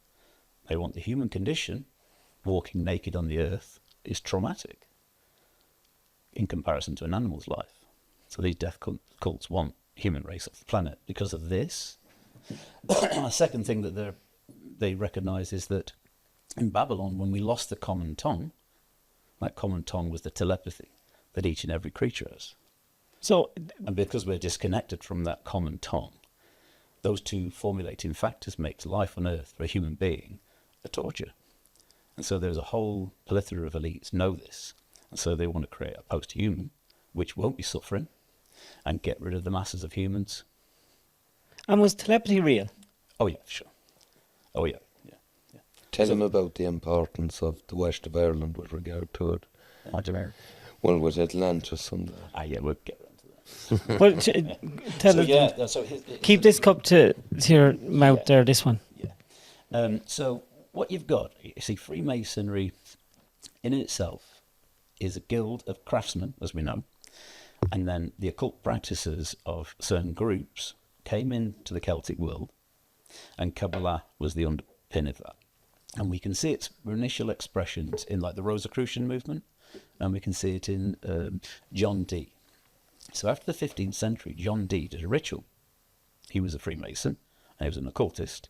It took him 25 years because he couldn't download the information from a macro being. What's a macro being? So, macro being is the universe, the one voice. Okay. So, what he did was... Does that mean God? we'll leave that open to interpretation at the moment. God, creator, Lucifer, but we'll come to what Lucifer really is. Yeah. Because Lucifer is a number of things, but one of the things that Lucifer is mainly in the Freemasonic is the illuminated state. When you do certain practices, you can bring your consciousness up into an illuminated state where you can see all things like God. And hence comes Illuminati. Because you become the all-seeing eye. But it's through the blood of an innocent that you can get that. Adrenalized blood, adrenochrome, etc. Or you can do it other practices. There's other practices like Odin did. Odin hung upside down for 3 days, which is the ritual 3 days. And he visioned the runes and brought language to us. And that was a countermeasure after we lost telepathy. Same way as cuneiform was created after we lost the common tongue telepathy. Same as then we got Babel, verbatim. We started constructing language to replace the common tongue telepathy. So that's the sort of incrementation of human de-evolution on one stage. But in fact, in the long term, it's for an evolutionary practice. What happened that they lost the ability to... How was everyone able to tell what happened in culture that it just disintegrated? See, this is a very important part of this topic. What I'll do is I'm going to read this, and then if you're interested, I'll go to Oscar Kismer's theory. Yeah. This is where it starts. You go. You read. Keep this close to your mouth. Yeah. I'm croaking a little bit. You're grand. Not bothering you. I was up late last night doing a space. So this is, in fairness, now this is Morals and Dogma is actually quite positively written in the first chapter. Who wrote this? Albert Pike, who put the 3 World War prediction together for this era. Okay. Which was based on Kabbalistic predictions for the changeover into a new world from this current status. And so John Dee created... Oh, let's just go back to that a little bit, just before we go to this. So John Dee puts the Bible, the Quran, and the Talmud, or the Torah, underneath a spire. And what he says is because there's so much dogma attached to faith that we need to remove the dogma out of it and scientifically prove whatever's left within the holy books to remain as a new world religion. Which to me seems fair enough. You're trying to get rid of the chaff and find the bones that connect them all. That's it. But also and the real bits, the bits that we need, the morality, and the dogma can go, but we try and keep the morality that's functioning. But of course, a lot of their practices are around the blood of the innocent, and you study some of the practices of the Babylonian tradition. Yeah, which frowned upon in society, like masturbating on an airplane. Thanks a lot, Bin Laden. But Albert Pike was a very important Mason as well. He was the high Mason in America during the Civil War and during a whole load. This is their Bible. Okay. Freemasons' Bible. I just wanted to try to definitely be in a second. You work away. And so he goes on and he says, the onward march of the human race requires that the heights around it should blaze with noble and enduring lessons of courage. Deeds of daring dazzle history and form one class of the guiding lights of man. They are the stars and coruscations from the great sea of electricity, the force, the inherent to the people. To strive, to brave all risks, to perish, to preserve, to be true to oneself, to grapple body to body with destiny. To surprise defeat by the little terror it inspires. Now to confront unrighteous power. Now to defy intoxicated triumph. These are the examples that the nations need and the light that electrifies them. So what he's preliminary suggesting there, that there's this new honourable system of gaining themselves towards the light, but, as it says, we have to tussle with the intoxication of triumph. So we can argue that the getting drunk on the blood of the innocent, war, adrenalized body function, when you get all hyped up, it's that energy. Like the ego. Yeah, exactly that. But then he goes on. There are immense forces in the great caverns of evil beneath our societies. In the hideous degradation, squalor, wretchedness and destitution, vices and crimes that reek and simmer in the darkness of that populace below, the peoples of our great cities. Their disinterestedness vanishes. Everyone howls, searches, gropes, and gnaws for themselves. Ideas are ignored, and of progress there is no thought.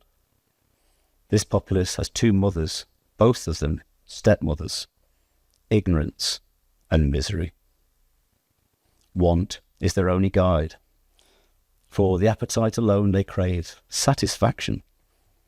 Yet even these may be employed.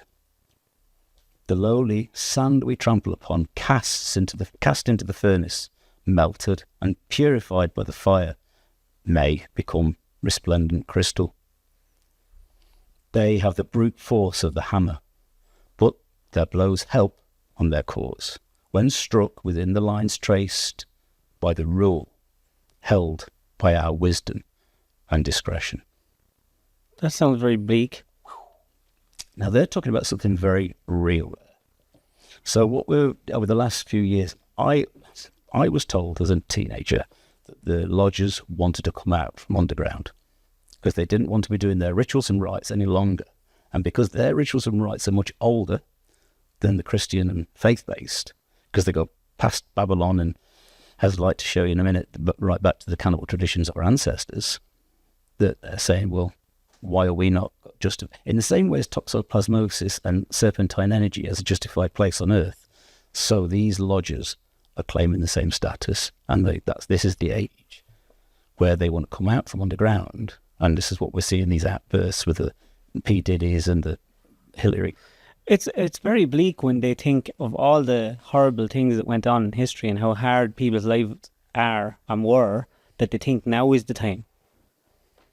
Like, is society that bad now? It's designed this way. It was designed, when you read the Protocols of Zion, it's deliberately corrupted. But is it corrupt because more people have power now because of money? That's designed. It's the capitalist power. They have money, they don't have power. It's designed for total collapse at the moment. You're going to have an across-the-board financial, economic collapse. And out of that collapse, out of chaos comes order. So what are they looking for? What's the end game? To post-human, who is telepathic and lives and can walk in nature without destroying it. That doesn't sound that bad. I think being telepathic would be great in one way, but if we were telepathic, Well, imagine if there's no secrets anymore, is there? Imagine it. See, telepathy is not like that, though, is it? Telepathy is different from that. Like, isolated thought processes are different. It's when there's a common resonant reason to have. So telepathy is not intentional, it's incidental. What does that mean? So, I think we had an experience earlier, didn't we? But if you're doing something and you both want to correlate to do something, and you just both know you have to do something, your minds synchronize. So if you're working together and you can't do something commonly, it isn't that it's a pre-logicalized, but let's say your work process is challenged with something new, and you both are synchronized anyway, you would sort of psychically join each other at the mind and just do what needs to be done. It's like it's not, you don't really intentionalize telepathy. Telepathy it's intuitive. Have you practiced trying to do it? I don't need to. It's instinctive. You can do it. Well, it's like anybody. I mean, you can do it because it happens for you. What am I thinking? You're thinking I'm mad as a hat. Wiggle my toes. Wiggle my toes. See, one of the benefits of it is that if you get to a period of telepathy, there's no more, so you can't lie. Lying is done away with. So you can't have corruption or fraud or any of those things. You can't have it. That's why on the... But isn't there loads of people out there like Keith Barry and stuff? Because I've had experiences. They can read the person. Little things, little twinkle of the eye, little vein popping. Like, is it that, or is it genuinely mind? All of it. The trouble with that as well is what they're practicing is superb observation. That's all they're doing. So you have little physical tics. If you're telling a lie, you do something. If you're telling the truth, you do something else. This is why, those lie detectors and stuff like that are pointless, because there was organisations years ago who knew how to cod them. Yeah. It was very common. But if you're the type of people growing up now, they're not as social as they used to be. So people aren't socialised, the phones, and people don't communicate the same way because they're afraid, I don't want you to know I'm not in that group, and everyone has so many groups. Whereas years ago, people were not supposed to live, I think, as humans in such a big society. No, it was clans. We're supposed to be little clans where I knew you, everyone knew each other. It's like when you're hanging with your best friends. You know what they're going to say before they even say it. Yeah. Is it that kind of... You see, this is why the cult lodges rule, because their unit of 12 and the 13th member, that unit of 12 is a sealed unit, and they never move away from each other in whole life. They're completely bound to each other and have a telepathic common tongue. So are they good or bad? I mean, that practice can be used without the blood of an innocent. You don't have to get drunk on the blood of an innocent to get that practice. Another practice that's used to this adrenalized ritual is called Sundance, and that happens in America with the Hopi, and they do 2 ways. What's a Hopi? Hopi. Native American Hopi tribe. Hopi tribe, yeah. Yeah, it's a big tribe in America. And they do this practice called medicine wheel, and it's 3 days. Sorry, not medicine wheel, Sundance. And it takes 3 days, and they have a tree in the centre, and they, ritualistically, they do a dance around the outside of this tree, and then at some point the rhythm changes, and they come charging towards the tree in this particular dance, and then when they get to the tree, they do this ha-hum, I think it is, and then they slowly walk backwards. Now, they do this for 3 days at this rhythm. And what happens is, you produce, after the trauma of it, after about 2 or 3 hours, you start to go into a hyper, and you get relaxed again because you get too hypered. And then eventually your energy comes back up. And you go through these waves of adrenal releases. And then after 3 days, it turns into adrenal chrome. It oxidizes in the lungs in the same way as when Odin hung upside down, as I was saying, and in the same way as when Christ was hung on the cross. And so the body produces this adrenal, and the person gets a vision. And that vision is the blinding light of God, and they come back with these messages. So it's the same ritual as tormenting somebody else and extracting their blood, but you can do it to yourself. What was the point of telling you that? Well, there's a purpose for telling you that. I'm trying to get my head around what they want from it. So just say they get their way, and everyone's walking the earth. Does that mean like we get rid of technology, science? We just go back to being hunter-gatherer? Yeah. There's a struggle at the moment. I can see the struggle between them trying to interface a technological version of the common tongue, which Elon Musk and we can say Trump is... But is that not going to happen by default? Well, it's what their intention. It was always the intention to take away this deception. And then there's the occult lodges who wish actually to keep the lodge structure together and for the women to produce these children specifically for this adrenochrome production. So the women are producing children for that. In the world, that's happening now. Always was the women. Always has been the women. They produce them. Except for the headhunting traditions was absolutely 100% patriarchal. That was never done by women. But the Babylonian and the feminine and lots of the blood menstrual stuff, of course, women's. So we were both, as parry to this tradition throughout history with different versions. You have a depiction of Baphomet on the roadside on the way down here. I was looking at there, didn't I? There's 4 silver statues on the main road. The third one is the Baphomet. Is it? Yeah. How would you end up in Ireland? That's another story altogether. Jesus Christ, Dad. One of my UFO spaces. Do you believe in aliens?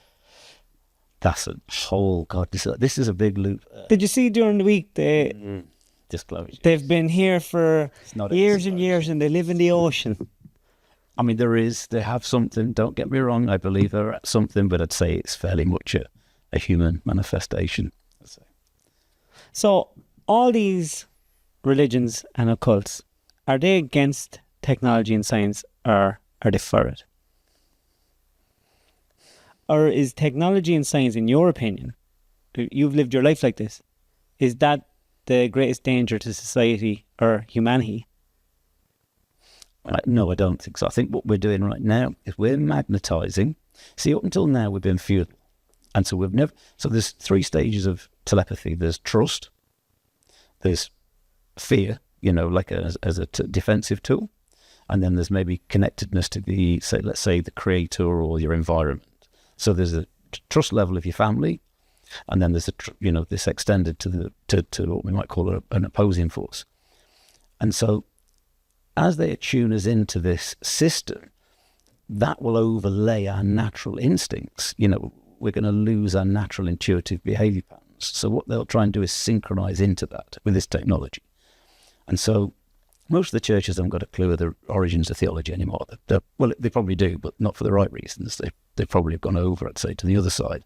But I think what's now has happened is that it's simply magnetizing, or it can have the potential of magnetizing our natural telepathy, because we're in a trusting environment now, because we've got each other and we've got to a level where we can intellectually converse. If we can get rid of toxoplasmosis and get some protein up there, we can then interact our third eye telepathic reasoning with our intellect. And then we can start taking the divisiveness of discussion off the table and use trust to know those common denominators that telepathy offers. So there's certain areas where we know that we connect. And what it is, I've worked to practice over the years, that seems to bring us into the right state of mind. And that's that in itself is obviously it's a whole conversation, but what we're looking at is this unification of the mind to bring away deception. And so the occult lodges are trying to do it through the blood of the innocent again, the satanic practices, and then there's a lot of other groups trying to bring around a technological version. But I mean, with any of that stuff, of course, there'll be adverts and it'll cost a fortune. And I don't fancy unless AI becomes sentient and then we're fucked. And that's what they're going to do. They're going to interface that as a pretend god. But when it comes to religion as well, But will be a god. yeah, It'll be a pretend one. it'll be a version of it. Yeah, it'll be just slightly smarter than you. But when it comes to religion, the religions have separated themselves from the foundational texts that they were given. So if you read what Jesus said and then compare it to the church, it doesn't go along with each other. So Jesus would have said something along the lines of, when he spotted the Jewish people on the street corner doing their prayers, he said, you should never pray in a crowd. What's a church? A church is a crowd of people praying together. Whereas our Lord said, your prayers should be done in private between you and God alone. Right? Then the church will tell you, if you want to come closer to God, you go on a pilgrimage to an organised place with shops and nice things to eat. Go to Knock or Fatima or Lourdes. That's where you should go on your pilgrimage. Well, where did our Lord go? He went into the desert for 40 days on his own. Probably wasn't great shops in yours back then. Yeah, but you see, this is what the religion presents is a direct opposite of what the man told you to do. He went into the temple and turned over the money changers' tables, that no money shall be present whilst the worship is taking place. What do they do every Mass? They pass around a plate and they take money. The church presents a vision that's so separate from what Christ said. But isn't it funny, because we all just want to know what's the nicest and the best way to live my life? But you do How know. do I live my life in the nicest way? You do know. Yeah. That's internal. Everyone, like that Will Ferrell film. Everyone love everybody. No, but apart from that, don't you know when you do something wrong? Yeah, you do. And you know when you do something good. Hmm. Right? Well, was it not ingrained in you to know those things? Yeah, but as cultures get more complicated and society grows, sometimes you have to do bad things for good things to come out of them. Mm-hmm. It gets more complicated. But you see, where in the text did it say it was concerned about society? But we won't survive without a society. No, but if you believe as I do, Huh? Wouldn't you know? I don't think so. Of course you would. well, How? People survive in the wilderness on their own. Even small groups. the foundational texts are concerned with one thing and one thing only, which is your soul and God. Salvation. It's not concerned about. Yeah, but what about the species? But the species, if you live your life between yourself and God, you will procreate with your partner and the species will continue. Industrialized society is not. In a way, an industrialized society creates there's no other. But an industrialized society isn't with what God's concerned. So you're telling me that God gave us, I believe in God, right? So that's just my belief.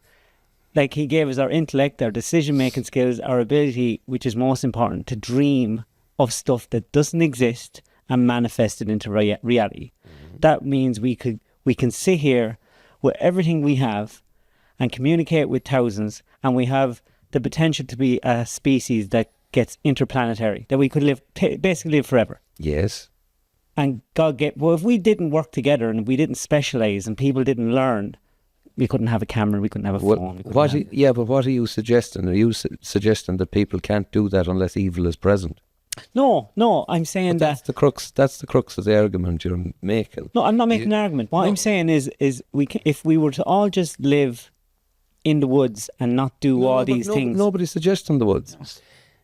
If you live your life between yourself and God, that doesn't mean that you don't speak to your neighbour. That doesn't mean that you don't say to the guy down the road, I think we could fly, let's do it together. The argument you're making, whether you realise it or not, is that none of these things will take place unless evil is present. But I don't understand where the evil has to be. Well, that's what you're saying is, my argument is that God is not concerned about industrialised society. He's not. Industrialised society is a byproduct of us ourselves, people working together towards a better life. But you don't think that we can get to that and do it right and be nice to each other and take away the corruption? No, we certainly can. But what I'm saying is, it is of no concern to God whether industrial society exists or not. How do you know what God wants? You know it yourself. Does God want you to go out and do bad things? No. Right? So what's his concern? Why? But he's gave us the option to do bad things. Yes, but you should. Because without the bad, you can't have the good. Without the dark, you don't have the light. Mm-hmm. So our greatest gift from God, if you believe in God, is our ability to choose. Yes, but our greatest gift from him is to choose the right thing. Yes, and that'll be your judgment on the last day. That's what I'm saying. And as I said to you the last time we were talking, he will also judge you on what you could have done and decided not to. But that's everyone. Yeah, but I'm aware it's for everyone. But what I'm trying to get across is society doesn't function because evil is present. Society can function if only good is present. Society can only function if good is present. No. Evil does not have to be present for society to function. No. Well, you'd hope. We haven't seen it yet. But that's the end goal.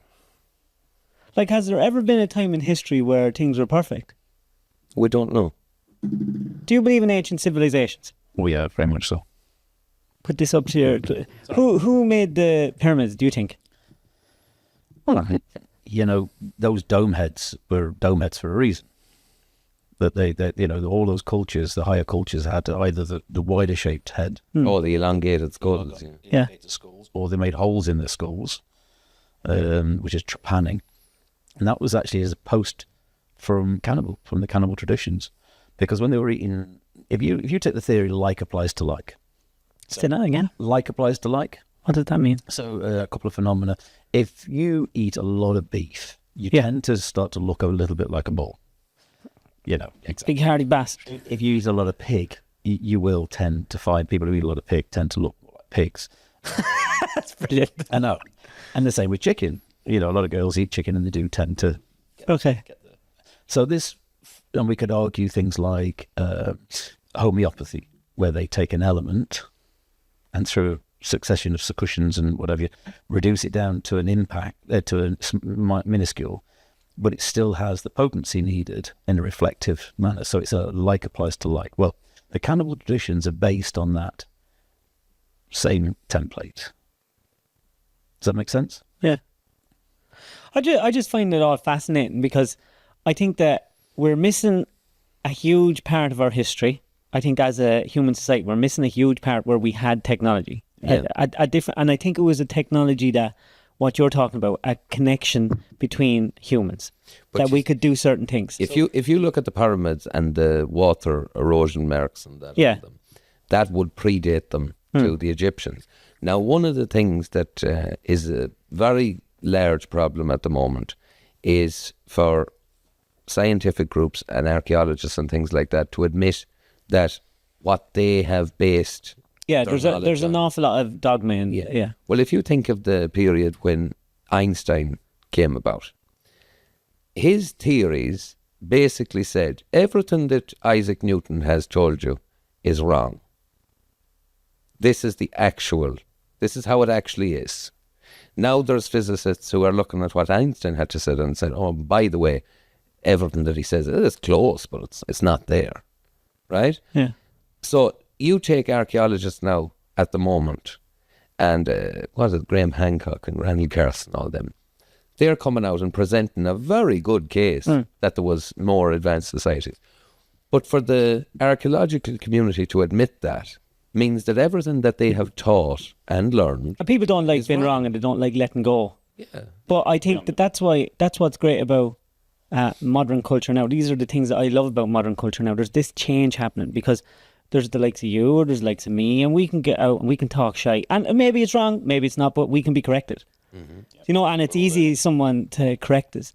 And I think that we'll all find this natural little equilibrium and we'll all work our way through it. That, now, you know me, I like to think the positive in it. Yeah, but the thing that excites me about it is all of a sudden, myself or yourself would be judged in the 90s or something like that. You're crackpots, that's all. Well, why did nobody want to talk to the crackpot and say, no, you're wrong, and here's why you're wrong? It's because a lot of the time they would have realised, oh, hold on a second, he might actually be onto something there. Triggering.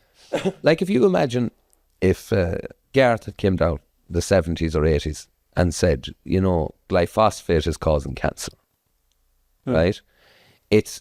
And think about this logically.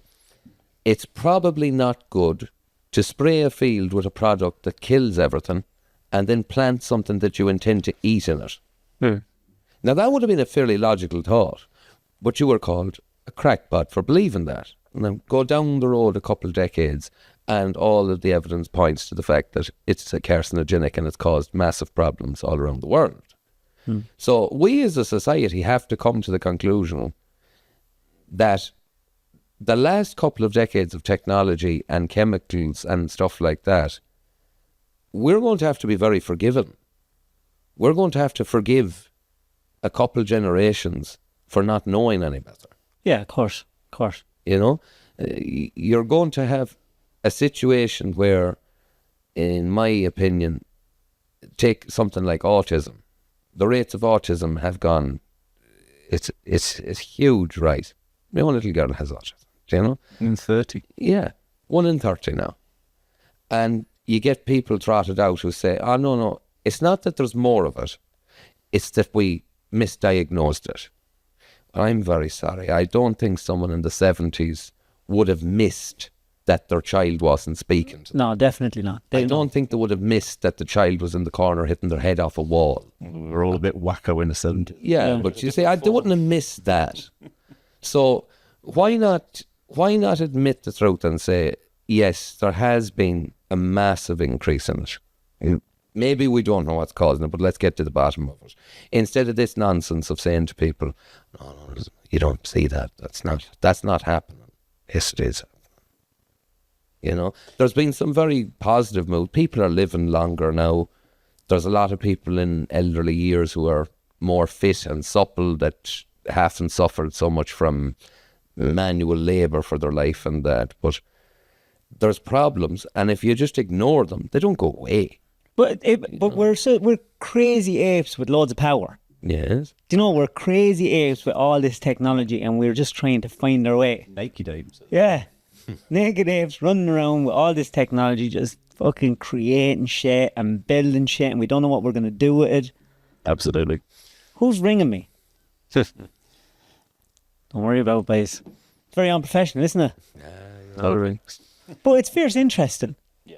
And do you just live your life just research and stuff like this? Yeah, because it got very intense a few years ago especially when I learned about the toxoplasmosis. I'd realised that I'd learned about the cannibal theory of evolution when I was 19 when I learned that. And so I spent like 15 and 20 years trying to deny it.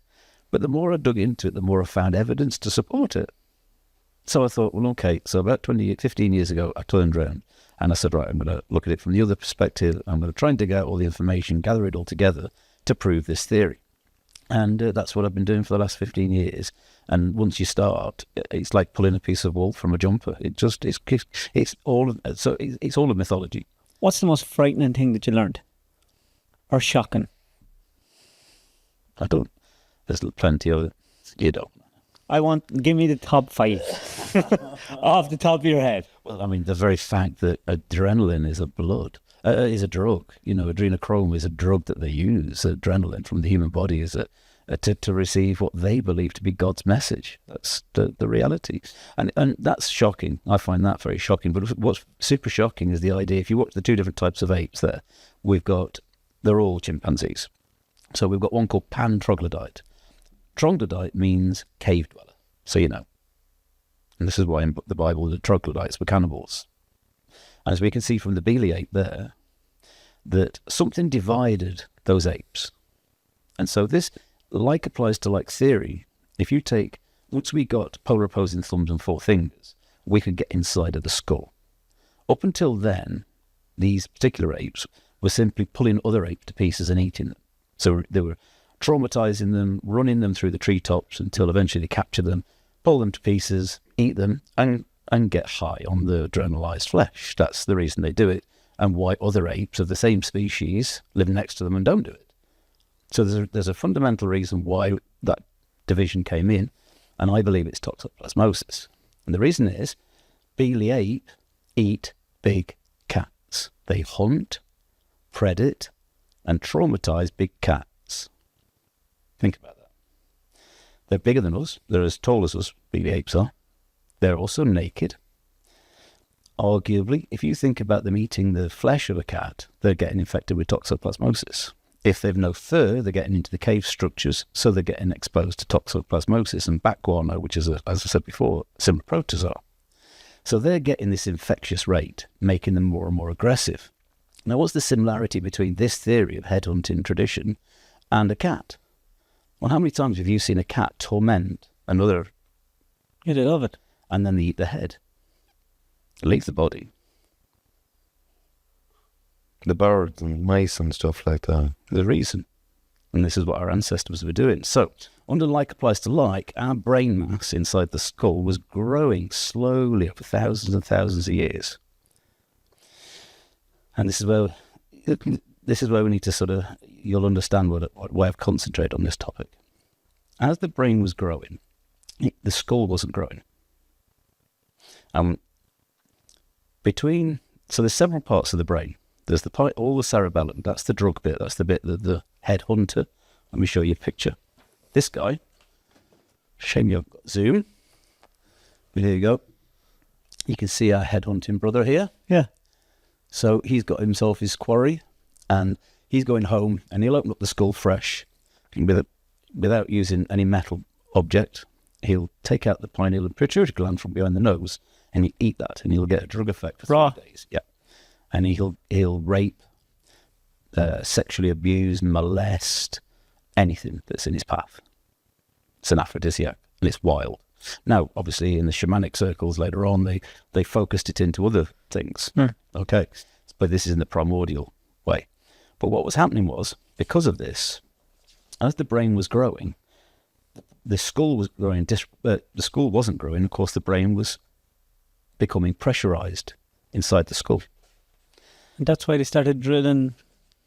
Well, they started doing this. Ah, fuck.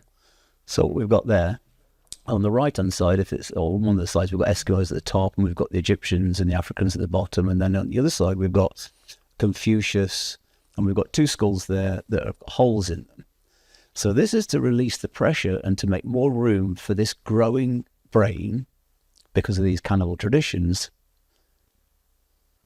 Now, theoretically, and like theory, it's the pituitary and pineal gland that would be growing, because that's the bit that we're eating. But of course, over long periods of time, as he threw away the rest of the brain mass, his counterparts in this tribal structure would have been consuming the brain parts. So immediately you've got this division in structure of evolution of brain, if this theory is correct. So we've got this warrior class who are serpentine, looking for this all the time, getting drunk on the blood of the innocent, and then to the side of the intelligence class who are synaptic and memory-based. And of course, slowly over time, when the brain got too big for the skull in Babylon, what happened was we realized the damage that was being caused. This dome in the head was no longer any good. This holes in the head was too painful. And these prophets came along, like Confucius. Confusion came from this same topic of losing the common tongue. And if you look at St. John as the same head, and he was, again, these people with these dome heads had the higher intellect to be able to say to the other people, if you like, stop doing it. We have to stop. Abraham, stop killing the kids. Jesus, I'll let you eat me, but after you won't eat nobody. That's what his ritual was. And so this is a repetitive theme throughout history of this, going through this camp traditions and then redeeming from it in this redemption. And this is what faith is based upon, is the redemption from these dark arts, from the which actually, in fact, evolved us. And so the serpent in the garden was actually the drug effect in the mind. And so the reason Eve was tempted is because Eve has the menstrual cycle. And she saw the flesh and it looked good. It's because, of course, she would clean herself and would self-adrenalize herself through her own menstrual blood as a natural practice. And so this is why Eve was considered to be the beginning of that cycle. She was beguiled by the serpent energy. And even now, if you go to Africa, when they send off the cannibal warriors, the women torment the men to go and do it. And they show them their privates and put a line and say, not until you've got a head. You cannot come back until you've got a head. And they go off on these headhunting missions and come back, get drunk on the adrenal. And that still happens? All over the world, yeah. In different forms. Have you ever went on an expedition with him? Oh, no, I wished. I'd really like to take a drone footage of it, yeah. Because you'll never stop it. This is the one thing that these people were saying. You won't stop it because it's actually part of the natural cycle. But the difference is now we've got faith and redemption.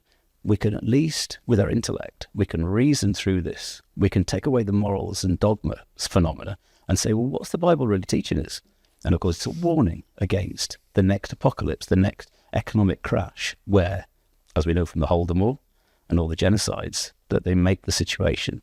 And then eventually we fall into what they call the cannibal apocalypse. That's what they know eventually, that we fall into something called the cannibal apocalypse. It's no coincidence that an awful lot of the depictions of end times and that the zombie apocalypse and all this, it's not... I wouldn't doubt it for a minute. I seen what people happened after a few days looking for toilet paper. I can only imagine if they hadn't got food for 3 or 4 weeks. People are depraved when their backs against the wall. But when Garth was on about it as well, the serpentine energy and the serpent as a symbol, or that you go to any pharmacy in the world, you see 2 snakes crossing themselves to come up. That's not a coincidence. It's that Kundalini thing again. See, the pharmaceuticals are very deeply into this, not only into toxoplasmosis being held into oblivion, but also into the traditions of blood and also the traditions of cannibalism. Corpse medicine was so prevalent across the planet forever. And here's a book. I'll just show this quickly because I can't give credit to this because this is my book. That's your book? No, I say I can't give credit to it. It's not my book. But this gentleman here has hundreds of accounts of right up until the present day, the Falun Gong. You know those guys in the Falun Gong, they're being harvested for body parts. And people think, oh, well, they're going in to save people, even though they're people. There's no right. For anyone listening, it's mummies, cannibals, and vampires. Aye. And so what it proves is that they've been using body parts to repair body parts in other people, not by replacement surgery, but by eating the fruits of knowledge. And so throughout your life, you could consume organs. This is what the high-level practitioners will eat organs throughout their life to repair their own organs for life extension, in the same way as this take stem cells for the same reason. So when you hear in the Bible about these long extended lifespans, it's because they were... Yeah, that's all over the Bible in Genesis. Because they were living hundreds of years, because they were replacing their own organs through the eating of the children's organs. So wasn't Abraham 600 years old or something? And he was the one who they said, oh, enough's enough, like, and he had to stop. And so another little phenomenon about this growing brain, and this is what really clinches it for me. The brain was growing inside the skull disproportionate to the skull. We were doing these practices, but something else in the Bible talks about giants. So we always see giants as cannibals in America, across America. All the giants were cannibals. And the Bible was the same, and they were even called troglodytes.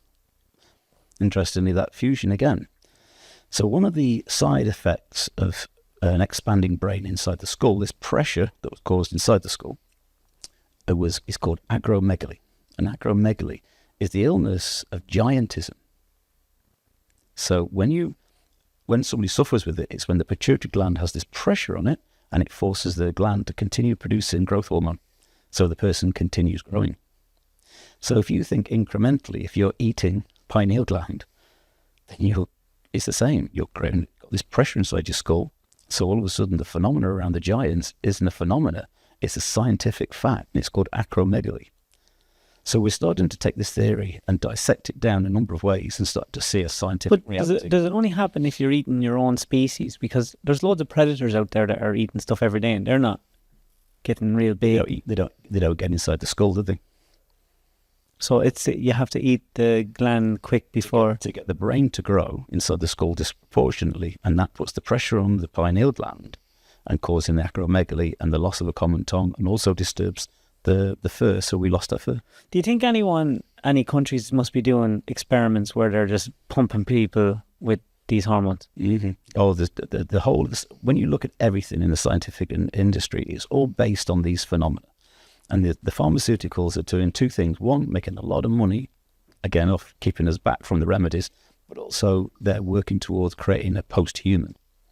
That's really important that we understand. Do you think there's any alive now? I'd say there's a lot of...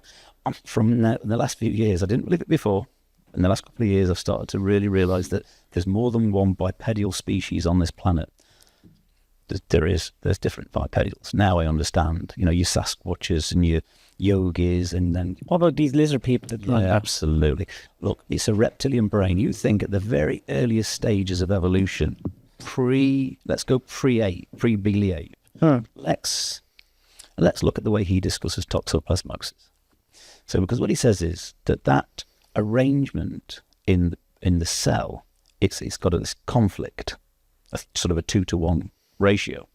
So, if we look at that in society and growth and evolution, what we can see is that it's very likely that it wasn't just us pink humans, us flesh humans, that other entities like a reptilian species would also be using cannibalistic practices. In fact, arguably more so, because they're cold, ruthless. They haven't got the empathy that we have, which comes with our synapses. So the idea that... So here's another factor, and we will get round to the Atlantis stuff. One of the things is that we realise this surface living right now is very temporary. We had an ice age that lasted how many thousands of years? Yeah, a couple of thousand. Yeah. So we think about living on the surface. This is all brilliant at the moment, but we don't know what's around the corner, and we don't know how often that's happened. We don't know how many often there's been resets. I heard it's every 12,500 years. Just something 200 years. But I'd say what Gareth is getting at is that when you become truly advanced, you'd go subterranean. Yeah. And of course, troglodyte is subterranean, and all our ancestors went subterranean. So do you think that there's a... cannibalism when we were underground? So is there a society, do you think, underground? Yeah. I know there is, because I was told as a child that there's people underground who want to come to the surface and do the rituals of rites of the ancestors. And are they people or are they different species? Well, I'm arguing that reptilians are one of two things. They're either a break-off in evolution alongside of a mammalian, or, and I'm only this last while I've been thinking about this, is if you're a long-term blood or cannibal and you're replacing your organs constantly, it's a little bit like anything, you'd become much more, maybe you'd go reptilian. So as you lived for thousands of years, or hundreds of years, or dozens of years, whatever, hundreds of years, then maybe you look like a reptile. Maybe your skin gets reptilian even. Epigenetically, maybe you morph over those hundreds of years into something like a Darth Vader, kind of like a vampiristic look. So I'm torn between the two. I'm torn between the idea that it's a long ancient human that's gone reptilian, and or there's actually a reptilian, or both. I mean, why not both? But if you were to have that society hidden, surely to God you'd have to have a place on Earth that wouldn't be seen, and you'd have.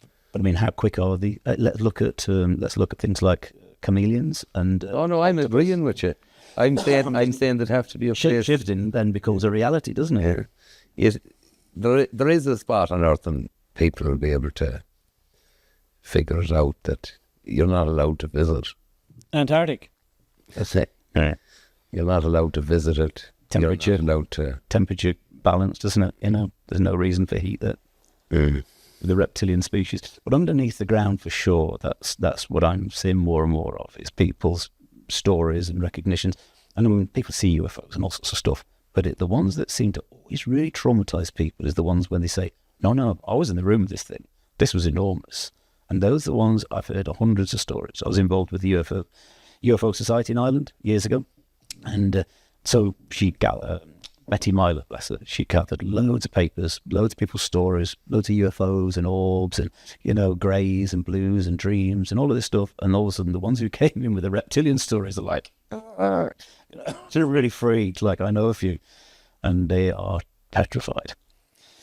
So I'm fucking petrified even thinking that if that's real, that's scary. That we could be living in this world and not know that something Well, think of it from a historical context. You have Homo sapien, Neanderthal, Java man. You have, would there be 20 or 30 different varieties of biped in? Imagine.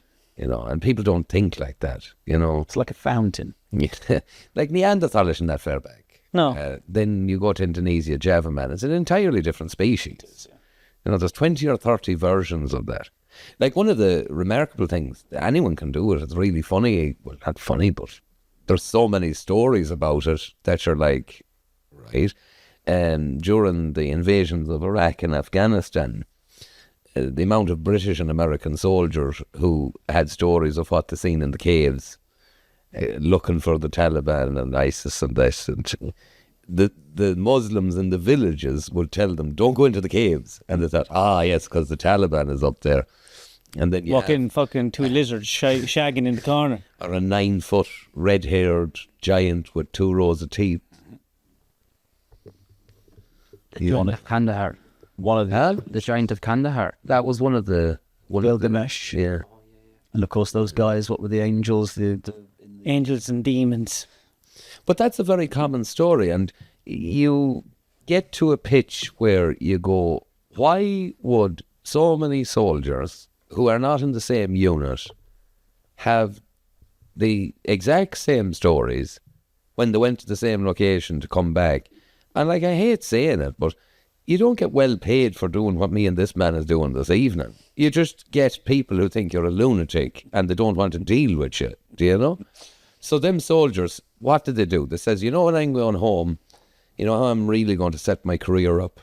I'm going to tell people about the giant I seen in that cave. Yeah. So they have no reason to tell it, only for people to laugh at them. It's what they see, So that's my project at the moment, right? Just to give you an idea, is I want to bring mythology, theology, anthropology, and science into the same place and try and tick a lot of boxes with all of this, demystify the origins and the genesis of humanity, because I think it's very likely that these people now, remember it was the 4th richest man in England whose lodge I'd have been sort of not affiliated. I wasn't affiliated. I was exposed to the best way. And it was this book came from that. And I think this is very likely to at least needs discussion.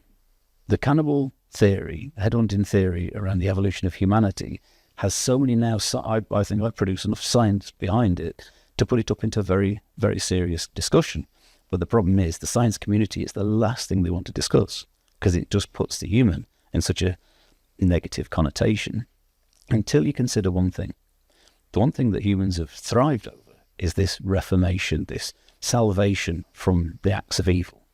And this is what we have to take from this story, is that, sure, we may have behaved like that. We may have done terrible things in our ancestral genetic history, but we are no longer like that. And those that are still like that, as a Christian, we need to go and redeem them and get them back into the truth of Creator and away from the works of destruction.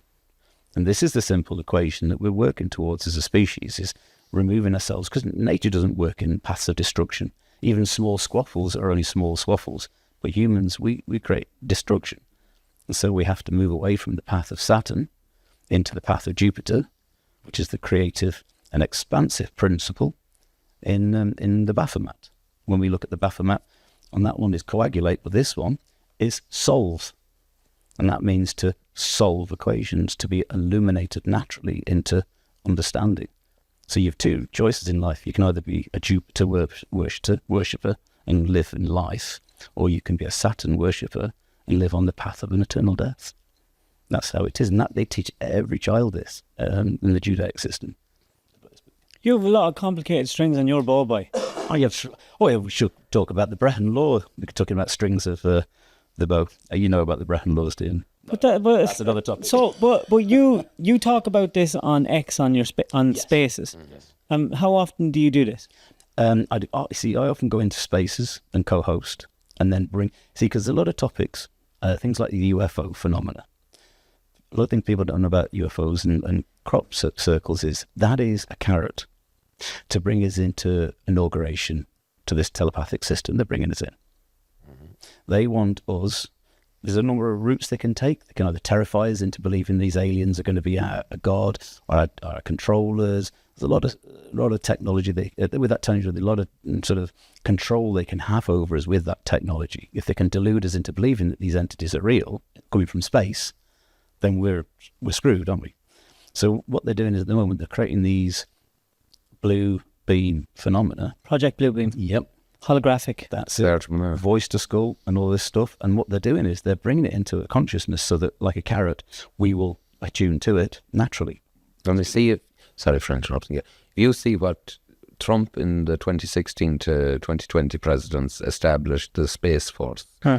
Then you had all these disclosures on that at the Senate committees and all that. All of a sudden, you have programs like Ancient Aliens, all this. It gets you used to the idea that these entities have been here for quite some time. The rest of it. If you said in the 50s or 60s, I seen something, most people would think you've drank too much or something wrong or that. Whereas now people are interested. They want to know what you've seen, what does it look like and all the rest of it. Now when you have Elon Musk being brought into the fore with Trump and all that, I would imagine the next couple of years you're going to have an occasion where they go, yes, there's a threat. We all have to come together. That's it. To have a defense against the threat. They've got a common theme. But it's just human programming. It's programming for the right reason. In the same way as the churches overlaid all the satanic altars with the Christian altars, this is an overlay on society to get us away from feudalism, from war, deception, all the negative things. But they're willing to break a lot of eggs along the way to make this happen. Well, nationality is out the window. Yeah, of course. So what happened, say when you look back in ancient history and you had Atlantis and all these, and these were perfect societies with loads of technology and they could build this and they had all this and that. What happened? So when we started this progress, this cannibalistic progress, as the brain was growing in its primary stages and we started to adhere some intellectual capacity to our existing animal brain, the proportion between our cerebellum and our synapses was much healthier. Because it wasn't under pressure, it functioned healthily. So whatever that distance is for it to grow into, I think it was 1,400 cc's at the moment, but it was down on 400 cc's as a primate.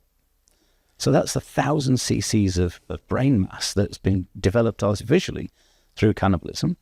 And in that 1,000 cc's development, we grew these psychic, interdimensional, high cultures with this brain mass and with giants as either as a slave class or as actually maybe it was even them completely.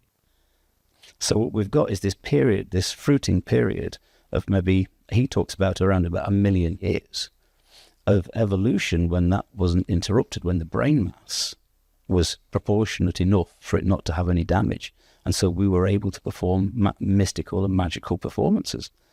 And it wasn't until the brain got so big that in Babylon it got confronted, we recognised what had happened, we'd gone too far with that process, and we fell. And since then we've been picking up the pieces. And am I imagining that it all happened when we started to have, our brains were getting so big and our heads were getting so big that we were all been born premature, because humans are the only species that are born premature because the head can't come out. Because certainly could be a great deal of I hadn't realised we were premature, but yeah, I mean, it is. I'm just a little thing, but I delivered 6 kids. Yourself? Yeah, I was blessed. Just by chance, just by chance. How do you be there by chance 6 times? Well, when you do it the first time, you go, I can do that then. So that was it 6 times. In the end, 6 kids. Random kids? My own kids. Yeah. Oh, you can imagine what I was thinking there. You're, oh, fuck, I'm out for a walk and here I am delivering a baby again.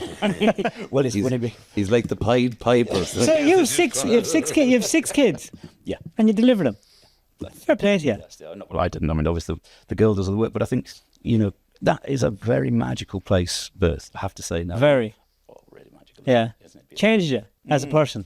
Well, I mean, of course. And I was just standing there, like I didn't do anything. I was just Catching up. just not even, just looking. They're always slippy as well. That's crazy. But the place actually doesn't enjoy the place because it is very empathic. Yeah. When you're there, you feel you feel the connection. Yeah. It's really weird. See, there's telepathy. Yeah, that is. Because you can't explain it. No. Because as a man, I think the first time you have a baby, you're just standing there. You don't know what's going on. You're not really connected to it at all. And next thing, this human comes out and you can feel it. You feel it. You go, oh, fuck, I'd die for that joke. Yeah. And it's just a thing. It's only a moving thing. You don't... But like the Nice, isn't it? Yeah. Telepathy is not too hard to get your head around either. If you were with someone and they were after suffering a trauma, well, say you're beside someone and maybe their dad or their mum is after dying or that, and you feel... Well, you can remember because you feel what it's like. Yeah, but you see, with these technologies now, what is it, Neuralink and stuff like that. So, you have your phone. There's a Bluetooth connection to the radio. 2 separate entities, but they're connected in one thing. Neuralink is just another stage towards that. So, if you had a Neuralink and I had a Neuralink, and both of them are in sync with each other, then you know what I'm thinking and I know what you're thinking. So we can have an extremely honest conversation with each other. But all of these technologies lead to the demand for less people. There will be a small population of intelligent, creative people, but it will be small. And that would be born. Because variety is the spice of life, isn't it? Yeah, but you see, And experience. You see, the variety that you are going to have will be through a vast amount of data that is already collected.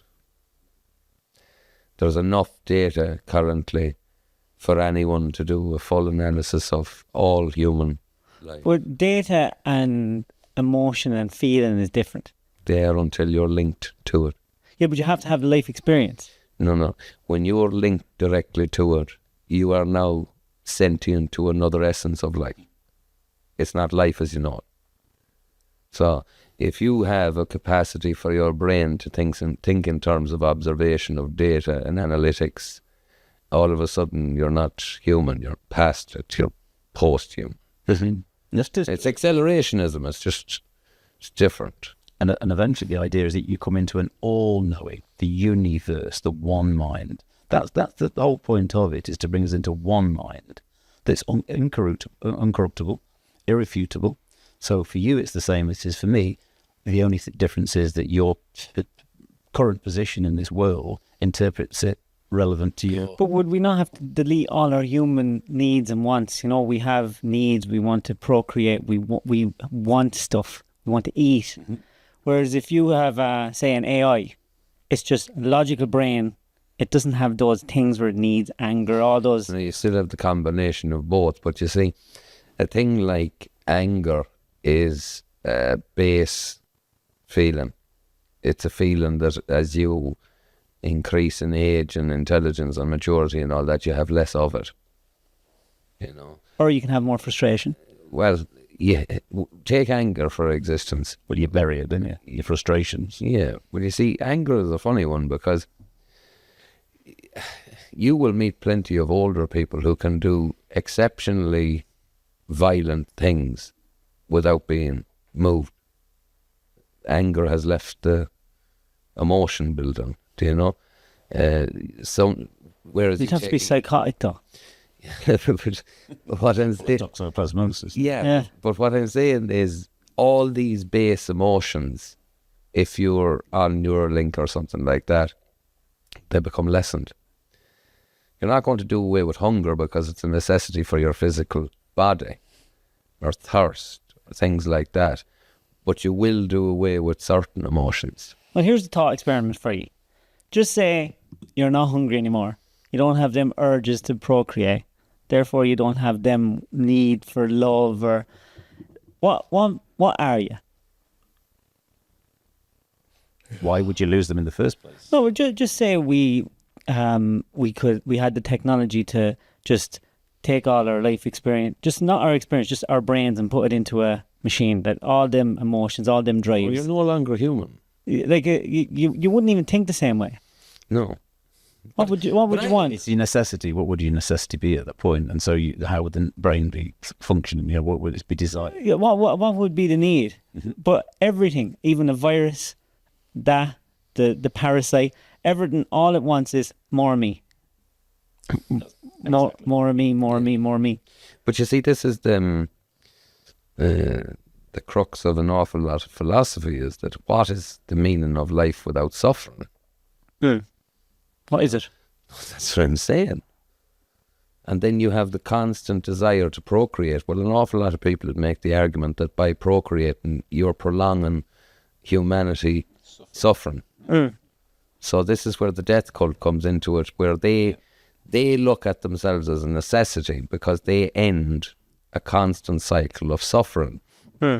So they justify their actions by putting a stop to it. Aren't us humans complicated fucks, aren't we? Well, you see, in the history, this history then shows you the suffering that we're coming through. And it puts it in perspective. All of the human condition starts to, and this is why I use the word human condition. When you study the human condition, once you see it, it's very obvious what it is. And it's this: we're walking naked without fur, and it's forcing us to tour the earth in an abnormal way. And we've lost the common tongue, the telepathy that coheses us together as society, forcing us to deceive and cause war. Well, I'm after figuring out a couple of weird things today now, right? Number one, you're going to have to come back, right? Wow. Because I actually have to collect my kids today from fucking, I can't believe it. Like, would you come on again? Of course. And I'll have to drive them, though. That's the only thing. you don't drive. I'll hitch. I bet you have a horse, do you? I do. You look like a guy that would have a horse. You're actually English looking. How come you don't bring the beard the whole way down here and you look like a wizard? Yeah, well, I used to, but being an Amos, I fancy the arm. Is that the look? I think it's the Amish look I'm going. It's growing. Actually, I decided to grow it across here, so it's sort of encroaching into this full Amish eventually, I think, yeah. I used to have the hat, the full Amish hat and everything. Really? And I loved it. I was in a horse-drawn farm there back at Tom's. That's my, and like, see these things here? Right. Can I use these? Yeah, you hang them and ting them. Hang them. Timpanis. And the idea is that these tone together. Oh, Jesus, they're...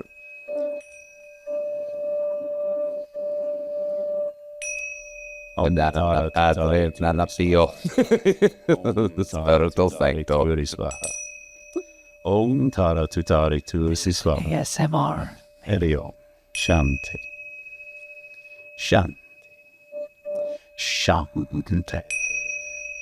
Om Tara Tutari Turiswaha. Tara. tutari turi swaha. Om Tara tutari turi swaha. Om Shanti. Shanti. Shanti. Om Tara tutari turi swaha. Om Tara tutari turi swaha. Om Tara tutari turi swaha. Om Shanti. Shanti.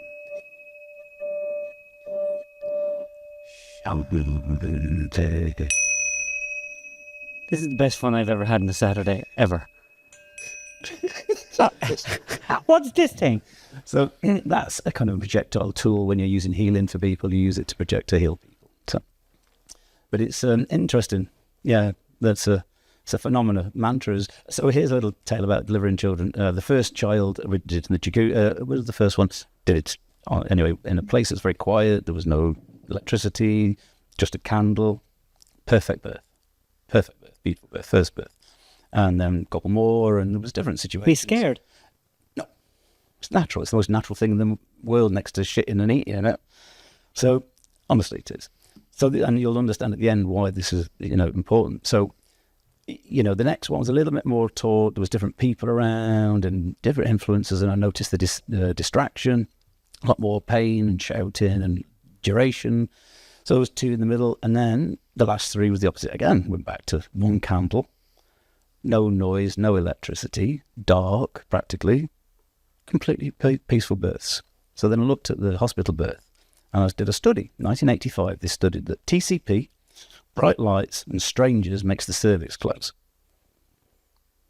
And I know it. Just makes it The close. hospital environment, isn't it? 'Cause it says pollutant in you. It says it's a hospital. It's the body just goes, "Get me out of here."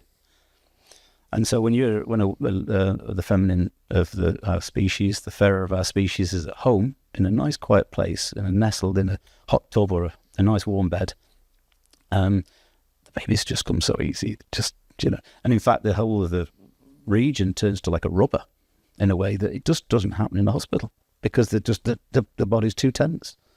So and so to park it at the end, she used to laugh at me for doing mantra, thinking it was daft, maybe even satanic. And then eventually on the last birth, she went, oh, like that real deep, guttural sound. And she went, and her cervix just went, opened up. And she went, I know why you do mantra now. And I said, that's it, that vibration, isn't it? Oh, and there's this. Jeez, I think my cervix opened up there. And so that was it, and that's convinced me. I said, wow, yeah, that just shows you that mantra is that powerful. Because I always felt it was powerful. I've done healing work with it and felt it was very conducive with change. And then once I saw that, I realised I could use it elsewhere and project it into a third party and, into a second party and work it as a healing technique. So, Garrett, that is very interesting stuff. Tell everyone again where they can see you. on X, which was Twitter, of course, and Wolfamos at OMM Foundation. OMM Foundation. And you're going to come on again. I would love to, and thank you very much for having me on. Absolutely. James, thanks a million for bringing him. We're going having our own podcast above and When's side, this but starting? very shortly. So if anyone, Am I allowed on? yeah, you're one of the guests. I heard it here first. But anyways, it'll be unique characters like yourself, Gareth. I have no cool stories like that. I'm sure you have. You'll I get don't them. believe it from it. We'll tease them out of you. Jesus Christ is the light in the way, everyone. Stick with Jesus, you'll be all right. Lads, he forgives. Thanks a million, and we'll just let you go with one more little clink of these. Are you ready? Yeah. Ready? Three, remember? Everything in 3. Okay.